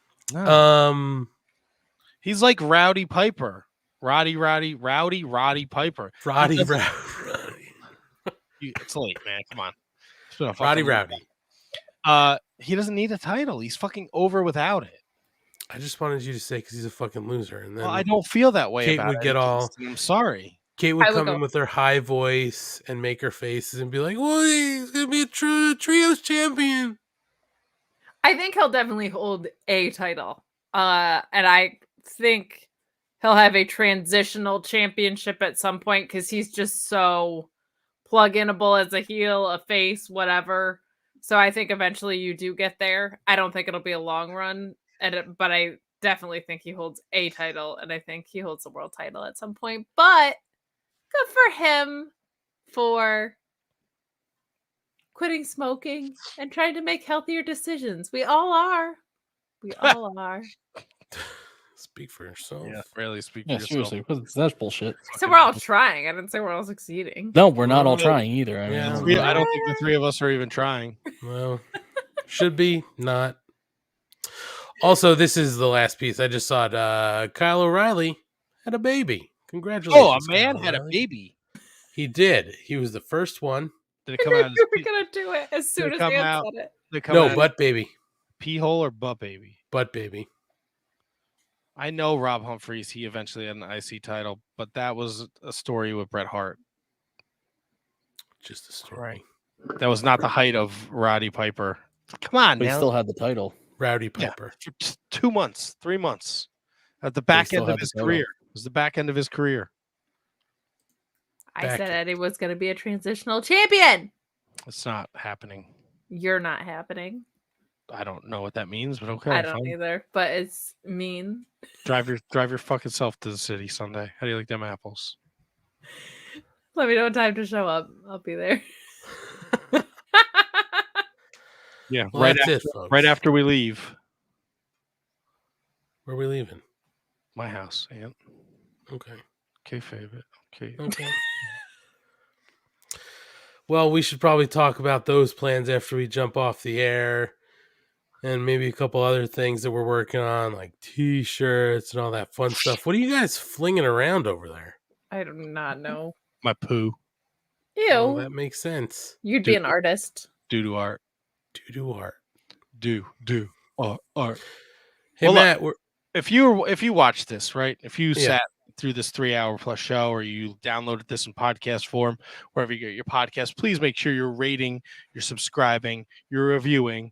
If it's YouTube, just make sure you hit that subscription button, and then you get a notification every Wednesday night. Just a friendly reminder that your favorite podcast is going to be on Talking AEW. If you listen on iTunes, subscribe, leave a review. That helps the algorithm. We can show up in that top whatever fucking list that they put out that people seem to really enjoy. The rankings. I don't know. I did like a thing where I want to find out like where the Shining Wizards are available, and like everyone in the Discord gave me a different answer. Yeah, that was pretty cool. I saw that. Yeah, it's unique, but then like because everybody's not listening to it in one spot, we're not showing up on any of these stupid lists. But that's neither here nor there. If you're listening to this, remember, rate, review, subscribe at Mark Order Pod on all forms of social media. Follow us. Ryan crushes his Twitter, the Twitter game, and he's always tweeting dark elevation. He's great to interact with. So if you are enjoying the Twitter, it's all thanks to Ryan Schlong. and if you're not, Thank you, Matthew. it's because of Ryan Schlong. Just remember And if that. you want the Mark Order stickers, just slide in that DM. Yeah, get some stickers. I actually am working on a new sticker design. Look at this guy. New sticker. He's the best. He's the best. I'm working on it. So, Matt, where can people catch you when you're not on the Mark Order podcast? I am on every Monday night on the Shining Wizards podcast, at Wizards Podcast, on Twitter, Instagram, Facebook. YouTube is the Shining Wizards. But every Monday night about 6:50. I don't know. Don't shake. I don't know. I don't have an answer for you. I see you shaking your head. I'm shaking my head. But I don't have an answer for you. Every Monday night we're on. We're talking all wrestling. It's not just AEW. We cover it all. We have Jazzy Gabbert, this week. You know her as Alpha Female. She was in NXT. She was in Impact. She's joining us this Monday night to promote her new promotion in Germany. So she's calling us like midnight her time. I don't know. It'll be fun though. Friend of the show. And then we're not really going to talk a lot of modern day wrestling this week. We're going to do a Wizards Rewind where we cover the 1988 Royal Rumble and the Bunkhouse Stampede, which, if you know the story, took place on the same exact day.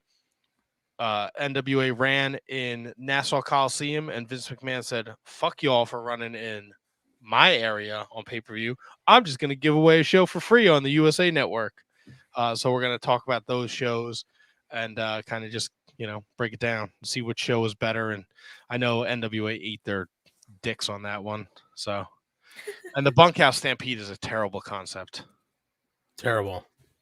So, yeah, if you want, it's not our typical show. Usually we talk a lot of current stuff, but we're going to do something a little different. So be sure to tune in every Monday night. That was a very long-winded commercial. I apologize. You're smitten with Jazzy too, aren't you, Matt? I do like Jazzy, yes. Matt, so I will suggest that you check it out Monday, especially during the Jazzy segment, because Matt gets very smitten with Jazzy, especially if she joins via video. Oh, yeah, it'll be via video. Tony's hoping she's in bed again like she was last time. Yes, because Matt was very giddy schoolgirlish when that happened last time. So definitely check it out. Here's a fun fact. First video interview I ever did where I had to look at somebody, it was just me and her. Oh. Well, that'll do it. That's what gets you smitten. Yes. Kate, where can people check you out when you're not here? You can find me on Twitter at KateOnDeckIC. You can find me on Tuesdays trying to make sense. Are you done? Who? You. Who is muting my mic. Catch me on Tuesdays on the Fightful YouTube trying to make sense of the bullshit that is NXT 2.0. Wednesdays here with these clowns, and Fridays doing the AEW Rampage and SmackDown post show on Fightful as well. Ryan is on Royal Rumble review too. My bad, Kate. I didn't mean to cut you off there. That's okay. I just thought, Rob, you do not have a sad, cold, dark life. It is worth living. We're here for you, buddy. We love you. And do you have a cute dog in your profile picture? Not as cute as Buster, but well, nobody is. That's not his fault. So just hang in there, big guy. We're here for you. We love you. Schlong's killing it on Mondays and Tuesdays. Live tweeting dark, as Matt said. At the Mark Order Pod on Twitter. That's right. And I don't do anything else besides this. So catch me every Wednesday here with the group. As Matt said before, if you want stickers, slide up in the DMs. Send me your name and address, and I will send stickers anywhere in the world. You just tell me where to send it. We'll do the rest. No charge to you nice people. Thanks to everybody who's already requested them. And make sure you're following us on social, especially Sunday. If you're going to be in the area for GCW in New York, figure out where we're going to be. And we can certainly meet up. We'll probably have some stickers on us there too. And as Matt said too, if you are listening in podcast form, we appreciate it. Make sure you're subscribing, liking, rating, reviewing, whatever. And if you're watching us now, thank you for watching us. We do suggest, if you're listening in podcast form, try giving us a watch. Head to our YouTube, Facebook, or Twitter. All the videos stay there. It's a lot of fun to see Ryan's backgrounds every week, changing from some tag team to the next. Sometimes you catch Buster's Red Rocket, Cruise Director Mike, Nelly's Butthole, a shirtless Matt when he's had too many spicy margaritas, and you never know what else. So definitely try giving us a watch. But guys, that's it. We'll be back next week, right? Yeah, next week we'll be here. We're going to be in February. We'll be at AEW in Atlantic City. So in a couple of weeks, we won't be on Wednesday. We'll let you know when we're going to be on, maybe Thursday. But guys, a lot of fun having a full house tonight for the first time in a long time. Yes, it was. It was nice to be back. Well, catch us next week, and we'll see you later. Matt, you doing the thing? Goodbye and good night. So strong good night.